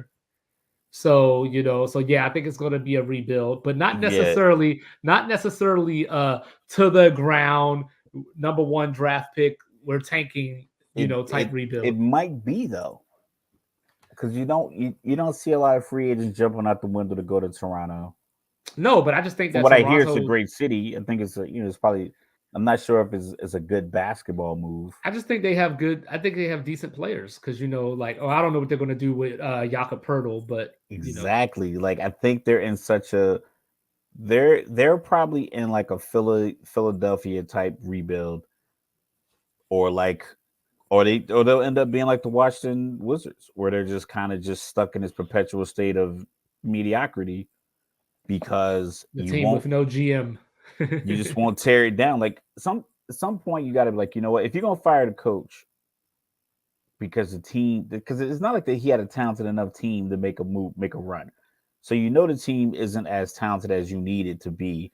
But if you Hmm. get rid of the coach, then where you go from there? Like you just think you're gonna bring another coach and just get these guys to get to another level? Because more likely you're gonna be like Houston when they had Silas and James Harden was like, yo, this dude can't coach. I'm out. I mean, some you can see it. Like you can like. I mean, we're smart people. If you're in the industry and you can tell, like I got a guy in my office that when I listen to him talk, I got a vibe that he's one of those smile in your face, stab you in the back kind of people, and he's also like a micromanager. So Mm-hmm. it's like I get that vibe from him, and then I turned and talked to a guy. He was like, I don't like that guy. I'm like, why? He's like, oh, he's one of these guys. I'm like, I got that same vibe, and Mm-hmm. he's like, I've seen it happen because they worked somewhere else together. He's like, I've seen him, I've seen how he operated in this place where we worked together. And I'm like, so that's the vibe I got from him just on my own. And I Mm-hmm. turned to someone, I'm like, oh yeah, he's like, oh yeah, he's this kind of guy. I'm like, I got that same vibe. I think when a coach comes in, like Steve Nash never had a shot in Brooklyn Mm-hmm. because I think Kyrie and Katie knew that he wasn't going to command the room. You know, M.A. Doka walks in the ball so you could tell he commands the room. Some people just have it. Some people just have it to the point where you can turn anything around. Toronto's going to have to find that guy, tear it down, and then let him build it back up. I think for Toronto, I thought about this. So for Detroit, I think I like Jerry Stackhouse for the job. For Toronto, I think I like Kenny Atkinson. You know, he was the You gonna guy take that another shot? yeah, he was the guy that had Brooklyn on a path of competing, even though they weren't that talented before Durant and Kyrie thought Yeah, he wasn't good enough he for should have them. never lost his job. Yeah, Yeah, he should have never lost his job. That was, I'm tired of these dudes, but yeah, he should have never lost his job. And then for Milwaukee, I'm not sure where Milwaukee goes from here or Phoenix. I'm not sure where they go from here. I mean, I would imagine that the Doc Rivers thing, I heard Doc Rivers, that Milwaukee would have interest in him if he became available. I guess it makes sense just from the standpoint of a seasoned coach that's been like, I don't think Milwaukee wants to go with a young dude, a bright young dude, or whatever the case may be. It probably yeah. has to be They don't somebody. have bright young dude players. Right, right. They have to get somebody that's going to win a championship now, They so need a Frank Vogel. they need a Frank Vogel, yeah. And They need then a guy that just come in here can coach up some veterans, coach hard defense. And it's like he doesn't have to reinvent the wheel of getting them motivated to play defense. You just got to mhm. teach them this is my defensive style. Yeah, and I don't know what Phoenix like where they go from here either. I That's think Phoenix would be all right because I think it's a nice place. hmm I think 41 home games where it's going to be warm. At some point, it's going to be just hot. It's going to be very hot in the place you live if you live in Phoenix, right. but it's going to be warm. Essentially, if you like anything out west, I mean, you have quality options. It's a good city, great fan base, great hmm sports town. So I think you'll be able to sway people. Like I said, I don't know about Toronto. I don't know if Toronto has that same kind of Cachet, attractiveness yeah. to people, as because I don't know if But then you getting because double Kawhi, tax too. because Kawhi went there and got his chip and bounced and went to Yeah, Southern plus plus California plus you're getting double tax too. You're getting the Canadian tax on top of like, on top you of know, all the state yeah, on taxes you top of got to all the pay. states. Yeah. So like, Yeah, or I should say you're getting, 50 taxed. I don't know, but you're listen, getting you need to taxed. get your whole check in Bitcoin. Yeah, so but so yeah, so MVP, like we talked about Joel Embiid winning MVP earlier, and in the NBA, I still don't know what an MVP actually means, because all I heard about was people didn't want Jokic to win it this year because that would put him in the air with Larry Bird and Wilt and all that kind of stuff. So there was like some backroom politics potentially that I kept him believe from. that. I believe that too, but I think I it's believe the stupid. writers. I believe the writers because, like I said, we talk about this all the time. Because not to go off on a tangent, but you and I had a conversation about the NBA naming these The awards. awards after former players, and I said this before. I believe the writers are recognizing that you have this new media platform that's driving a different narrative. I'm not sure how many writers who are guys like Chris Broussard, Rob Parker, who came up writing columns hmm and were doing journalism and beat writers and traveling with the team. I'm pretty hmm sure there's a lot of writers who are that, like where they're just writers. They don't have podcasts. They're not making appearances on shows. They're just pure writers and voters. And I think their purity is, if you've been following basketball for the last 30 or 40 years, you're So say you graduated college, got your first job out of college at 22, 23, working for the New York Times or the Cleveland Gazette or the St. Louis Dispatch or something like that, and you've been working in newspapers since 1985. So you covered Jordan, Malone, Hakeem, Kareem, Magic, Larry. You covered all these guys through basketball, and now all of us, I get a nice laptop with a camera and a microphone, throw some money at StreamYard. Now we got a podcast and we're talking about sports, and we're not talking about them the same way you love these other sports. So you name all your awards after these former players to kind of keep it relevant. And I think they were looking like, you know what? We can't put Jokic up there with guys like Bird. We can't give him 3 in a row because Jordan never got 3 in a row. We can't give him 3 in a row because even LeBron didn't get 3 in a row. So it's like, I don't like that though. Like you know what I mean? Just I didn't. like, this is a flawed system. No, I because know, you have humans doing it. Yeah, but it's just like I talk to people all the time that say things like, oh, this person should get in the Hall of Fame because Joe Namath is in, and I'm like, just because something happened 40, 50 years ago doesn't mean that we have to repeat that same mistake just to keep. So like just because somebody felt or people felt that Wilt and Larry Bird deserved these MVPs, and you felt that Jordan didn't get these MVPs, I don't think you should punish people down the road on some, well, Jordan never did it, so this person, LeBron never did it, so this person can't do it. Babe Ruth wasn't a unanimous Hall of Famer in the Baseball Hall of Fame. So there's always a writer that leaves off a guy. Just like Jeter, Mariano. I think Mariano Rivera might have been 100. Just like out of all the MVPs, Steph is the only unanimous, and you know what I mean. Like, and that probably wasn't even his best MVP year, But we wanted to get into the MVP discussion based off of the NFL because I'm sick and tired of all these quarterbacks winning the award, and I understand why the quarterbacks are winning the award is because they're the ones. I'm just talking narrative. The way that the media talks about them, they're the guys that's in everybody's faces. We know them. So it's easy to give them an MVP, versus like dudes that are doing other things like Derrick Henry, for example, that he is the identity of the Tennessee Titans. Like there is no Tennessee Titan without Derrick Henry. Now, I'm not going to sit up here and say Patrick Mahomes shouldn't have won MVPs. But I'm sure if we go back down the list in the years, we could find some people or some cases that stood out amongst others. Yeah, there's probably a few. I'm gonna pull up some here that I've done some research with earlier. Mm-hmm. So just for background, of course, there have been 18 non-quarterback MVPs in NFL history. There have been 2 defensive players. One, the great, who I consider the GOAT football player, Lance Taylor in 1986, and then Alan Page of the Minnesota Vikings in 1971. But, one year that I was looking at in particular, was 2020, Derrick Henry. I brought up Derrick Henry being the identity of the Titans. That was the year he ran for 2,027 yards, which was the single season 5th highest total of all time. And he led his next competitor by just under 600 yards. That was 2020.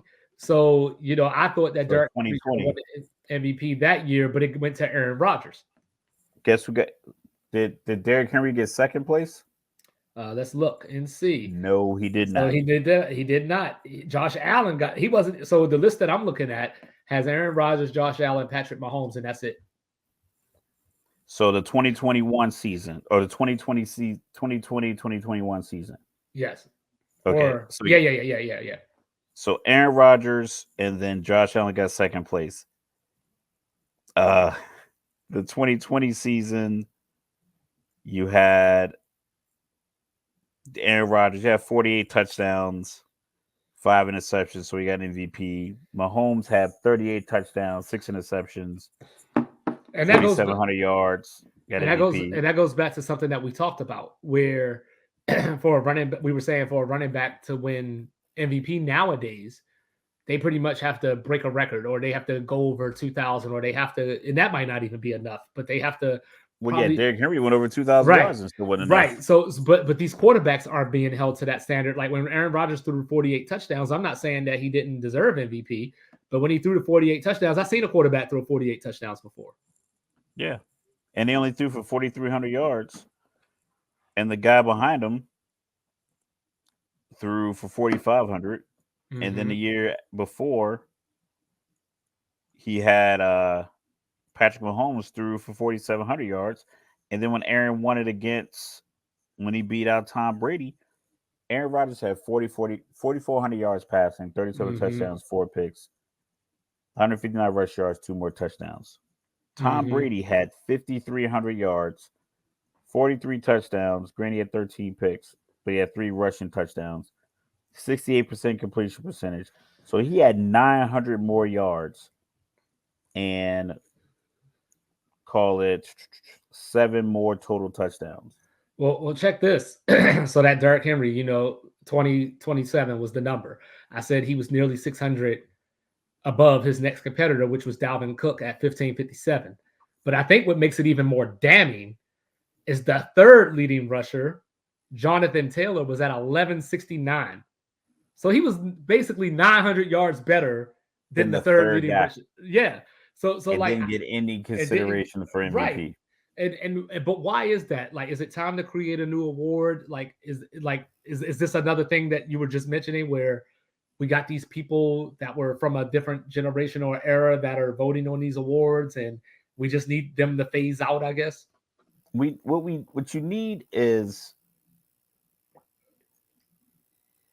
you need, I don't want to say more awards because I know college football. I saw Mhm. something that blew my mind last year. The Heisman The Heisman. So Caleb and Williams won the Heisman, yes. and then he won the award for best college football player, the Maxwell, right? Hmm. That's the, but the Doak Award is the best college quarterback, and that went to Max Dugan. So I was like, how? That doesn't make any sense. But Yeah. I digress. We'll talk about that. The season comes around. I think they need to do what the NBA did and rename and just give the outstanding player for each position. Hmm. So you can still go MVP if you want and Hmm. still have that. But you have we'll call it the Joe Montana Award, or you can call it the Johnny Unitas Award, however whatever legend you want to highlight. Yeah. You can call best running back the Jim Brown Award, best wide receiver you call it the Jerry Rice Award. The best tight end you can call it the Kellen Winslow Award, and just offensively across the board, Yeah. and Well, just and give just one to every position.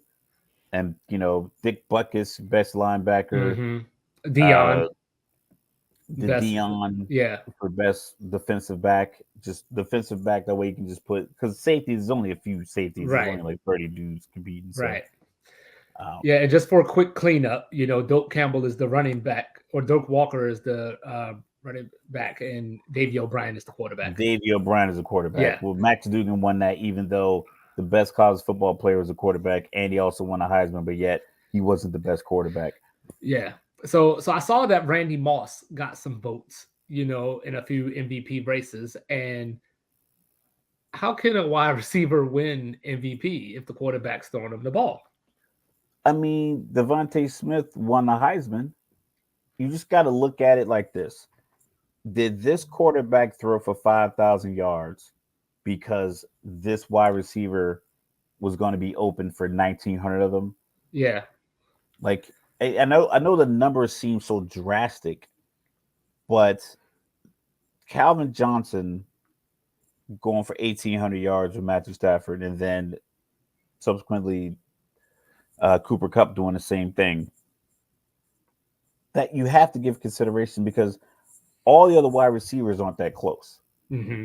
It's a 200, 300. When it's a 200, 300, 400 yard gap between the top wide receiver totals and the second and third and fourth guy in a passing league with the holding calls and illegal contacts and the pass interference calls and the fact you can't hit them high coming across the middle, so guys don't hit you low because they don't want to take your knees out, so guys are just grabbing you, Hmm. and you're just getting.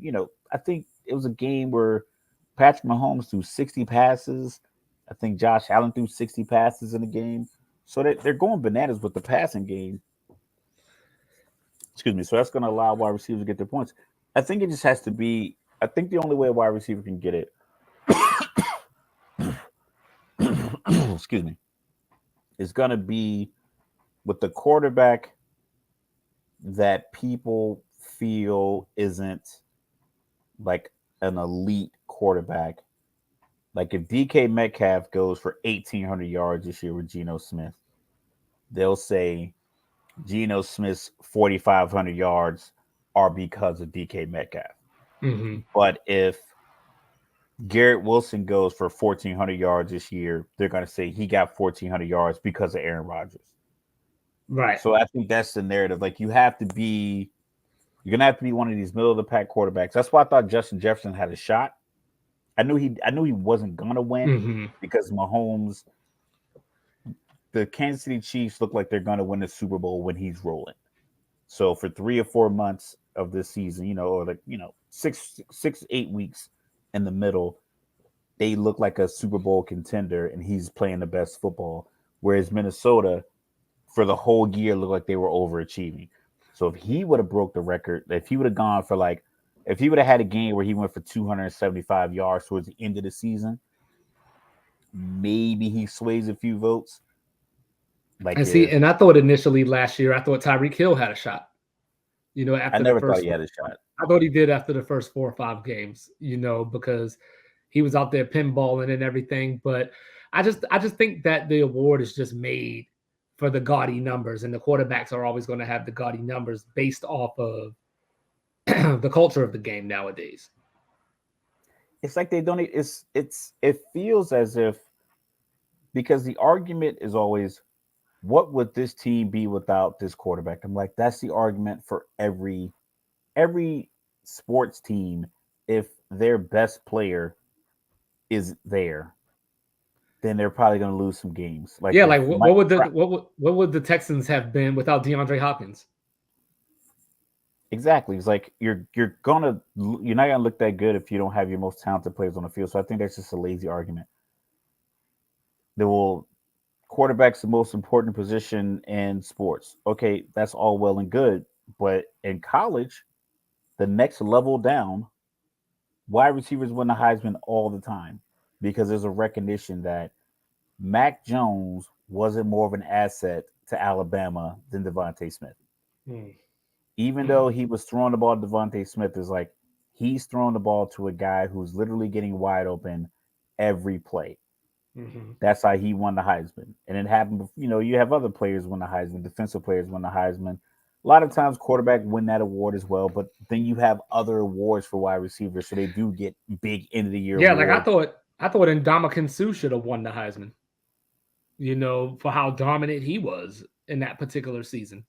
That's But the thing. But in college football, even though they weren't very progressive with paying players and transfer portals, they were always progressive with the awards. I don't know if it was because they had so many teams and so many players, but even the Heisman's kind of watered down now. Like the last year was probably like one of the worst ones I've seen recently, where it just was like they didn't even try. They was like, "Yo, we're just gonna throw some people out there because we know Caleb Williams is gonna win it."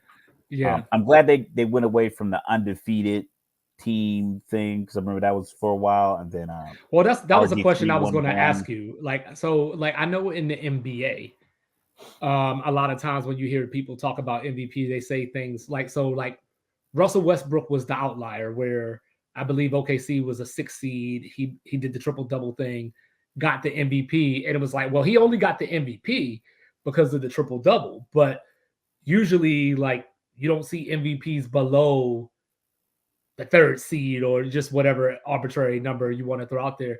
So, do you think that in the NFL, like, do you think that outside of just being a quarterback, do you think the team's record matters as well? I think the team record matters, hence why Aaron Rodgers got it over Tom Brady that year. Even though Tom Brady had 900 yards, I think he also had like probably a couple hundred more passing attempts, maybe like 100 more passing attempts, something like that, something crazy. But I do think the team record factors in. I think who's on your team factors in, Justin Jefferson probably had a really, really good shot because Kirk Cousins is quarterback. So I don't think people have a lot of faith in him. Mm-hmm. The players are going to win the MVP is a very select. You're starting with the quarterbacks off the rip, and we talked about the odds that right now Jordan Love has better odds to win the MVP than every other skill position player in the league. So better than every wide receiver, better than every defensive player, Christian better than McCaffrey. every running back. So Jordan Love at plus 3,000 betting odds are they're better than every other skill position in the NFL. Derek And he Carr. hasn't taken a snap. Derek Carr's at plus 5,000. Uh, Justin Fields at plus 2,500. So, and I think some of these other rookies, I didn't get that far down the list, but I just stopped at that chunk because it's like Jordan Love hasn't taken a snap, but yet he has better odds of winning MVP than Christian McCaffrey, than Aaron Donald, Yeah, who than the Michael 49ers are Parsons. going to be really reliant on. So it's like, and it's substantial. I think their odds are like plus 8,000. Drake London is wide receiver for Atlanta. And this is we have this conversation because we saw a post where someone bet $300 on him, and if they win, they're gonna win like $300,000 or something like that. But he's a wide receiver, so likelihood of winning MVP is that's why the odds are that way. But Jordan Love's odds shouldn't be anywhere near plus 3,000. And plus 3,000 basically means you bet $100 on him, you'll win $3,000. Yeah, That's Jordan Love like how has the that. plus works. Yeah, if Jordan Love has that type of year, I'll vote for Christian Watson for MVP. And I think the reason that they have that is because it would be such a surprise hmm that he gets that. But that's the situation where if you had a veteran wide receiver on the team, he would get nods. Like I said, the Geno Smith, You know what I DK should Metcalf. do? I should go throw $500 on Trey Lance. I mean, it wouldn't be the craziest thing I heard this week, even though it's only Monday. Uh, but yeah, but that's what it is. So they can argue, and like I said, the argument's always really lazy. It's like, oh, you take you take Lamar Jackson off the Baltimore Ravens. What do you have? That's why he's MVP. It's like, well, that argument is for every single team starting quarterback. That's why he is the starting quarterback. If you take the center out, you're gonna have problems. Atlanta beat San Francisco last season because Bosa was out. I think Fred Warner was probably like their only top all pro middle like linebacker that played. I think everybody else was out. I think maybe a couple people in the secondary is also out. So you look at the schedule, like, oh, Atlanta beat San Francisco by 2 touchdowns. Yeah, they were missing 4 or 5 key people on their defensive front, and Atlanta runs the ball 40 times a game. So yeah, if you take some of the best players off of the field and say, hey, go Yeah, perform like you give did me last week. Saquon Barkley and tell Danny Dimes to go beat Philly or something. Yeah, so it's like you need all these pieces, but even Daniel Jones, these all of these quarterbacks have a better odds of winning MVP than Saquon Barkley. Derek Carr, better than Saquon Barkley as far as odds. Justin Fields, Deshaun Watson, and that terrible Cleveland team, he's still plus 2,500. Like they ain't got Nick Chubb or something. Which he's not even on. He should be plus 2,500, and that's what I'm saying. So even the odds makers don't aren't. I think they're realistic because they know how the voting goes.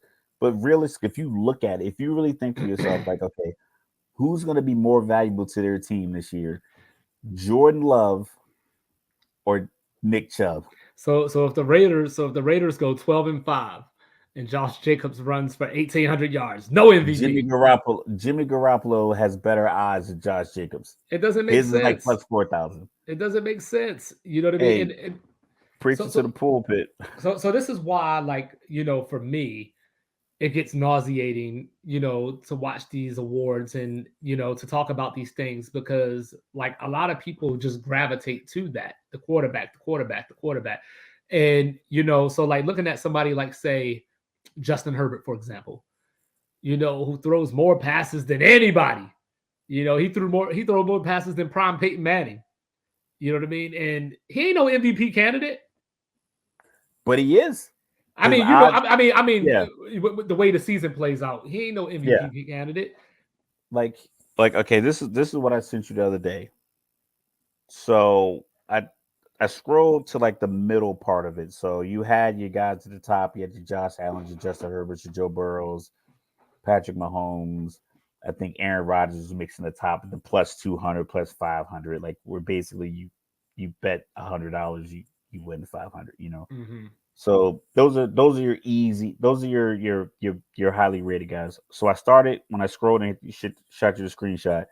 I started with Jalen Hurts because he Mm-hmm. just quarterbacked his team in the Super Bowl down to Derek Carr. Mm-hmm. These are all the guys that are close to Jalen Hurts. Like, keep in mind, Jalen Hurts just went to the Super Bowl in February. It's only May. So you got Jalen Hurts, Lamar Jackson just signed his contract, Aaron Rodgers, Trevor Lawrence, Dakota Prescott, Tua. They are all so Jalen Hurts at plus 1,200. Then you got Lamar plus 15. AA Ron, Trevor, Dakota, and Tua all plus 1,600.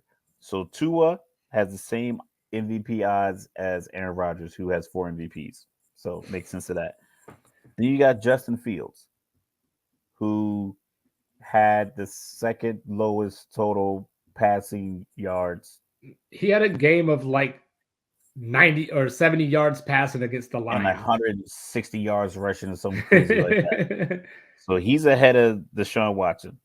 Jared Goff is behind Justin Fields. Jordan Love is ahead of Geno Smith and Russell Wilson and Derek Carr. Russell Wilson had a terrible year last year, but yet he is still rated above every other skill. This all quarterbacks. Well, as I go down this One, two, MVP, three, four, 5, 6, 7, 8, 9, 10, 11, 12, 13. I got 14 here, and that's like the middle chunk.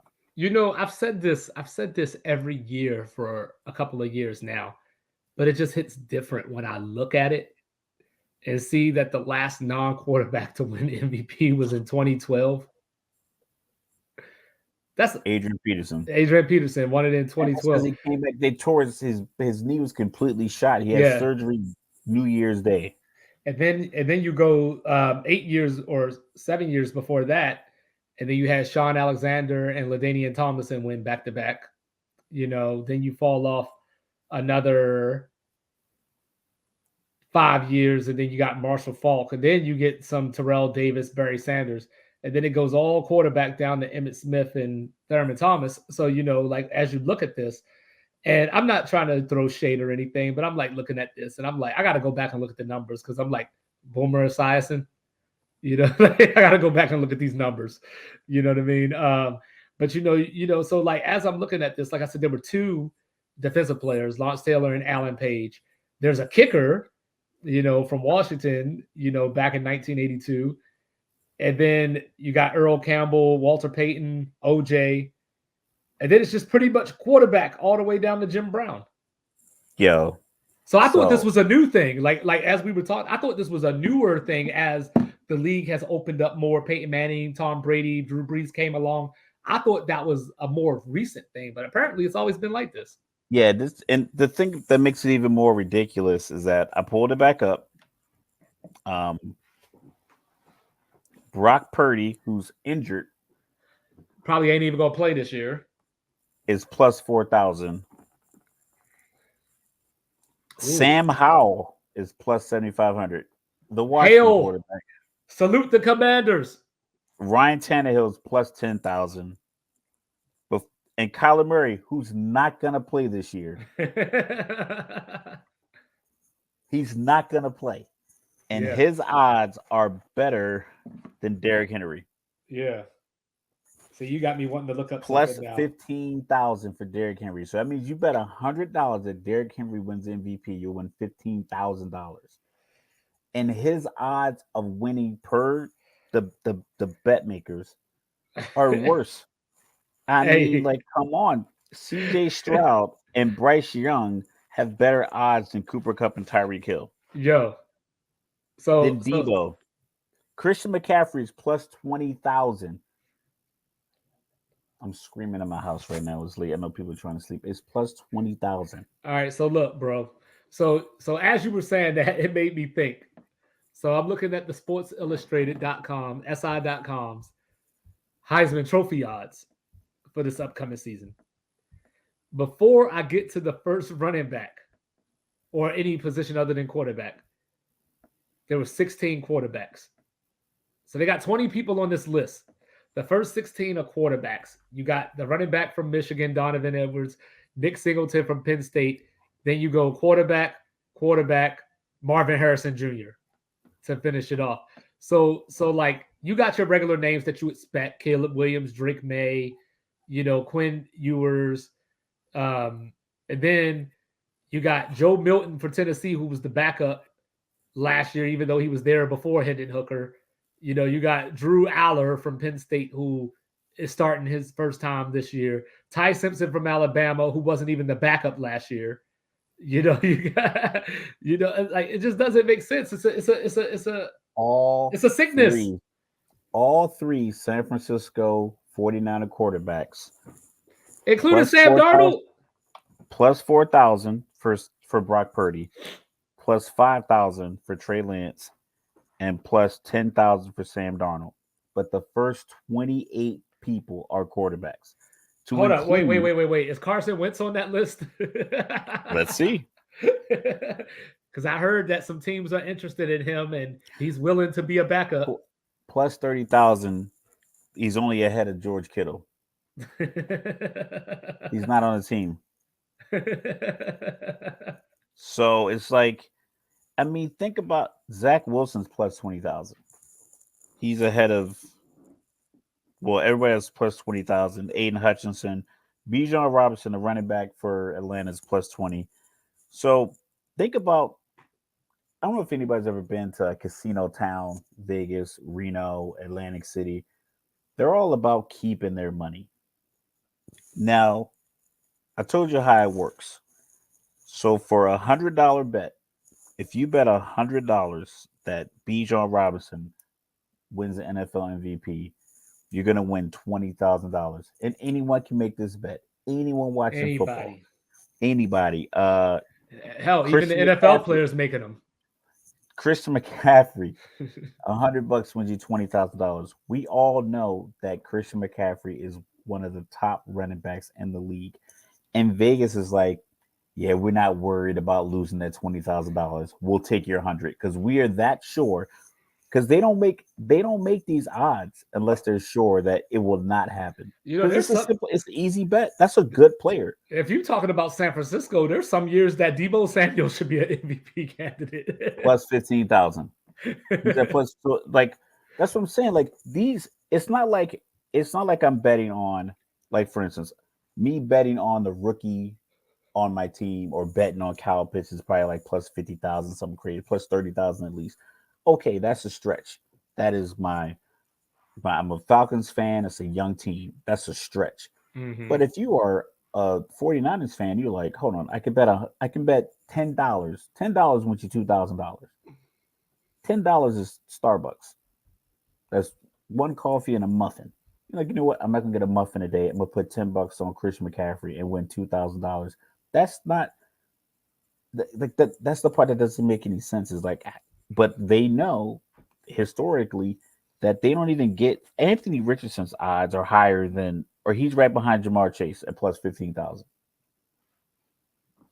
Jamar Chase setting rookie records, setting wide receiver league records, beating out Randy Moss for like, but this dude that just came out of Florida, who's going to be the starting quarterback in Indianapolis, has the same odds of winning the top award. So last one. What's the comparison between Kirk Cousins and Justin Jefferson? Like that's what I would like to see. Like how far their odds or the odds off from each other. Okay, let me pull it back up. I think Justin Jefferson was like plus 10,000 and Kirk Cousins was like plus 8, something like that. But here we go. I got to pull it back up. So you got Justin Jefferson at.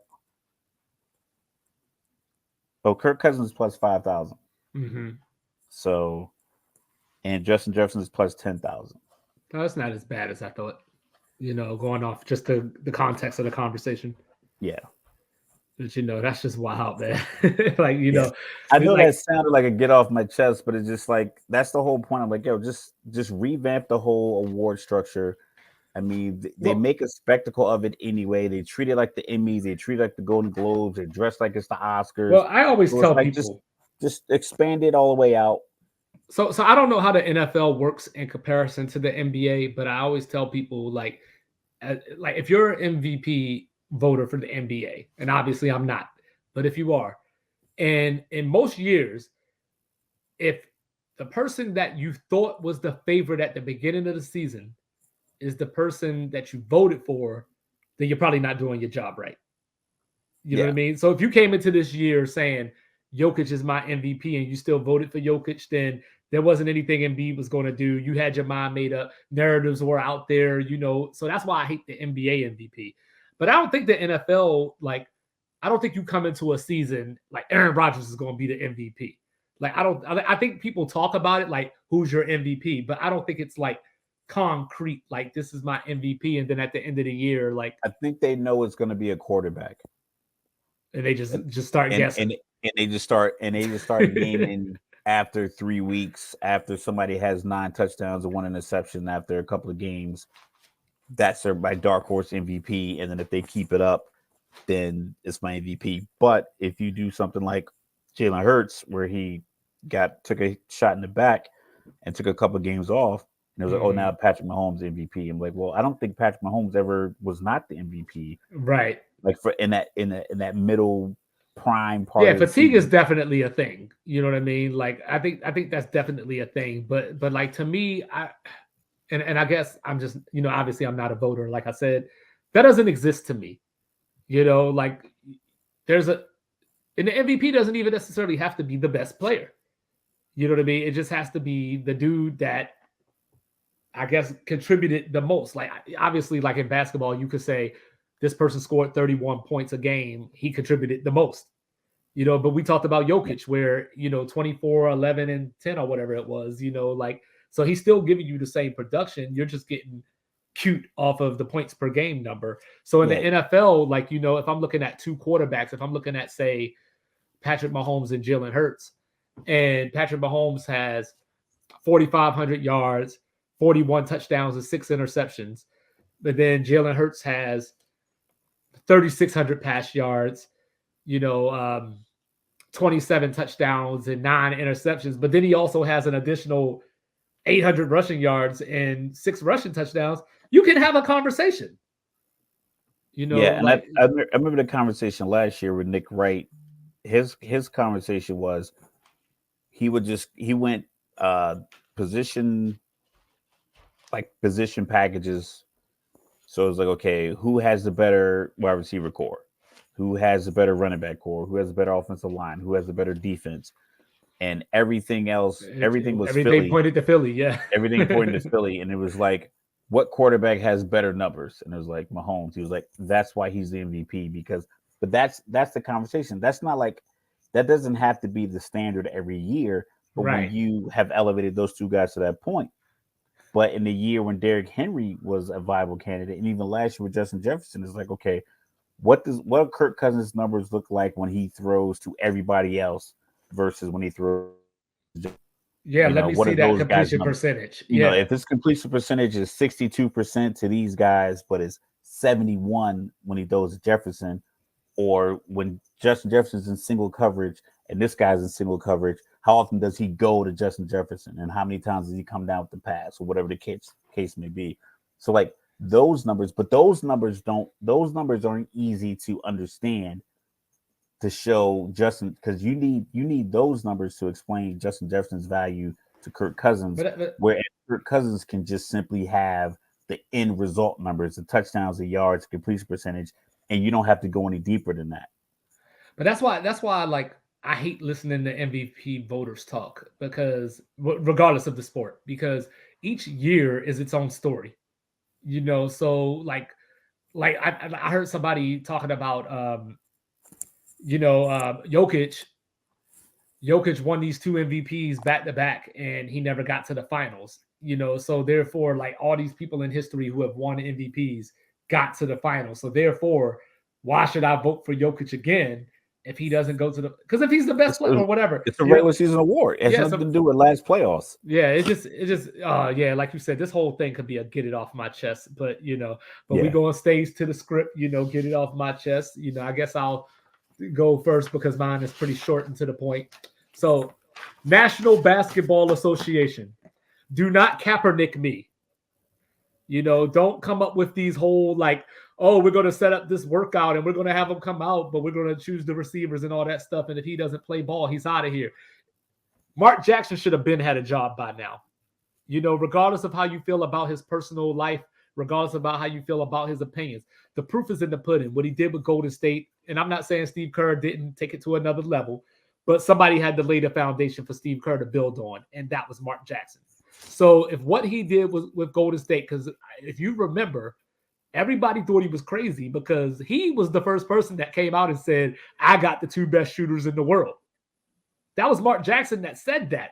Mark Jackson was the one that took David Lee out and put Draymond in. So, so from that standpoint, don't tell me you can talk about X's and O's. You don't think that he draws up the best plays and all this kind of stuff. But the Warriors' empire started from his bricks. So the Milwaukee Bucks are allegedly, supposedly going to interview Mark Jackson. They say he was a finalist for Sacramento last year. I'm not saying, obviously, Mike Brown won Coach of the Year, so I'm not going to say that Mark Jackson should have got the job over Mike Brown. But as we are this year, sitting here right now, if Doc Rivers does get fired and end up in Milwaukee, don't tell me that Mark Jackson was ever a real candidate. So if you're not going to hire him, don't interview him. If you're not going to play the game fair, don't interview him. If you're not going to recognize what he did and look back at the coaches that you're hiring that either are assistants that have no head coaching experience or that are retread head coaches that have been through. I mean, how many jobs Mike D'Antoni done had? And I don't see Mike D'Antoni making any finals. So NBA, Milwaukee Bucks, shit'll get off the pot. Do the right thing. That's what I wanted to get off my chest. Okay. We're sticking with the NBA as part of it, but the core is going to be a little bit more directed, just in a general sense. We've all probably seen the screenshot of Ja Morant with the handgun, and I had a conversation earlier with my son. I talk about him a lot. He's my youngest son. He plays a lot of sports. I'm always there, a lot of his games. And something I told him, I was like, son, he was like goofing around after his lacrosse game today. And I was like, you gotta stop doing the extra stuff. Some people just have this innate ability to attract people. I like you're a lightning rod of attention. And it's not a negative thing, but you have to understand you don't have to do the extra stuff. You're already going to get attention. Right now, he's 14. He's probably 6 feet tall, big curly hair, big personality, handsome kid, smart kid, class president, honor roll student, athlete, personable, intelligent. Like you have all these things going on. You don't have to do the extra stuff. You don't have to talk all the trash. You don't have to be the loudest one. If you're giving directives, yeah, that's fine. But because people focus on you, because everyone is attracted to those kind of people. Some people just have it. It's the it factor that they talk about. Ja Morant, you're one of those guys. You have the it factor. You already have it. You're young, you're talented, you're explosive, your highlight reel is crazy. I think people like your pops. I think people like the tattoos. People like your shoes. People like how you're a man of the people because you're always at like he's at like the high school events and things like that. It's like you're already attracting the attention you need. Don't do the extra stuff and get the unwarranted attention that might not come through in the proper context. Like I said, I compared it to my son. I was like, listen, everybody sees you. You wear 11 for every team you're on.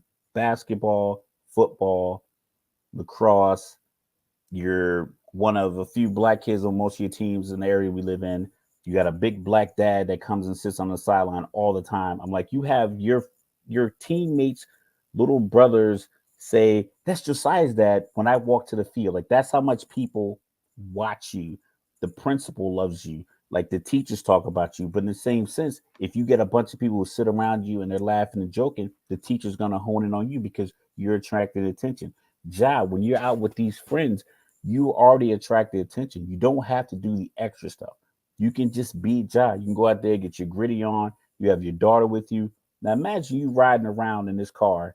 People see the blue seats, and now you're hanging out in Tennessee. And someone's like, okay, let's next time they go on live, let's find out where they at. We know we got at least one handgun, so we gonna run up on them. We need something bigger than the handgun that he showed in the video. So now you're getting approached by people with nefarious intentions because you're attracting this attention unnecessarily because you're already a lightning rod for attention. You're already gonna get the people focusing on you. You don't want people to focus on the negative parts. What he did, if he's riding around in Tennessee, they love the Second Amendment. I'm pretty sure it was legal. But was it necessary?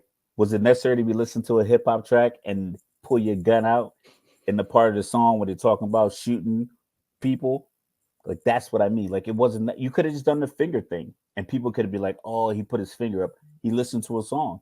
But when you pull the actual gun out, broad daylight, on top of the fact you ride with no seatbelt on and a white T-shirt, I mean, you want to get pulled over? So I mean, do you want to get pulled over by the police, flashing the gun, no seatbelt on, a white T-shirt, all this jewelry on? I'm pretty sure it's a flashy car. I saw the blue seats. You don't put royal blue seats in a Civic. So I just think about that. Think about like, is it necessary for you to go over the top to attract attention when you're already a lightning rod? You won't catch Oprah twerking. You won't see Obama posting a picture of him smoking a joint on his Instagram. He already attracts attention. Michelle Obama can walk into a room, command attention. Certain people just have it. And he has to recognize, like, yo, dog, you have it. Nike didn't give you this deal because you could play basketball. 400 dudes can play basketball. But if you're going to be a polarizing character, you have to understand that's not a character. That's kind of dismissive. You're going to be a polarizing person, and you are, and you're a person that attracts people. You have to understand that you can diffuse your situations and not attract the negative attention. So just be smart. Like I said, I don't know what the league can do. I don't know what the legalities are. I don't know what the contract situation is. I don't know if the NBA PA is any good, but don't put yourself in a position of where, because you're polarizing and you attract in this lightning rod, that you end up just shocking everybody around you to the point where it's detrimental. So, Boom. Ja Morant, more Ja Rule than Ja Rule. You know what I'm saying? Don't be a menace in South Memphis while drinking your juice in the hood. yo, You I know, mean, it's like you don't need to be a meme when you a star. I know, like Nike probably scratching their heads, like we got rid of Kyrie for this. And and I just want to do this thing real quick. I gotta say this real quick. All these people have been making me real mad. And most of them, come from my community and everything. But they're doing the whole like, oh, he's got a gun, so what? Oh, he's got a gun, so what? Yeah, what's going to happen if he gets shot or shoots somebody? Like this is why the league has to step in. I'm not saying suspend him for the season or anything crazy like that, but the league has to do something because one thing that I've learned a long time ago is if you affect people's time and their money, they usually come around and get their shit together. So you know what I mean. So like, if the league has to step in and that potentially save a life or his life, then it was all worth it. But I mean, real talk though, I ain't never really seen the NRA come out and defend us though. But Oh, not at all. Not at all. Not at all. Like yeah, niggas, people talk all they want. It's rare. I personally, I don't know if the algorithm just isn't to where I get those kind of messages in my yeah, social media, but I've rarely seen the president of NRA, bring out, unless it's one of these sheriffs, and like I know it's like a sheriff from like Minnesota, wears a big cowboy hat. He's very pro oh yeah, yeah, conservative, pro yeah. I think he's from Republican. Milwaukee. I think he's from Yeah, something Milwaukee. like Yeah, that. And yeah, they tend to, have him come out to events, but it's rare that yeah. the NRA comes out. I mean, it's weird. It's weird. I'll Just leave it at saying, that. just saying. But folks, sports reports as ordered. Like, review, subscribe, share. It's free. And y'all NRA supporters out there, drop me a link. Let me see it. Let me see it. So, yo, I'm 2'5". He's Mr. Logical. See you on Thursday. Holla. Peace.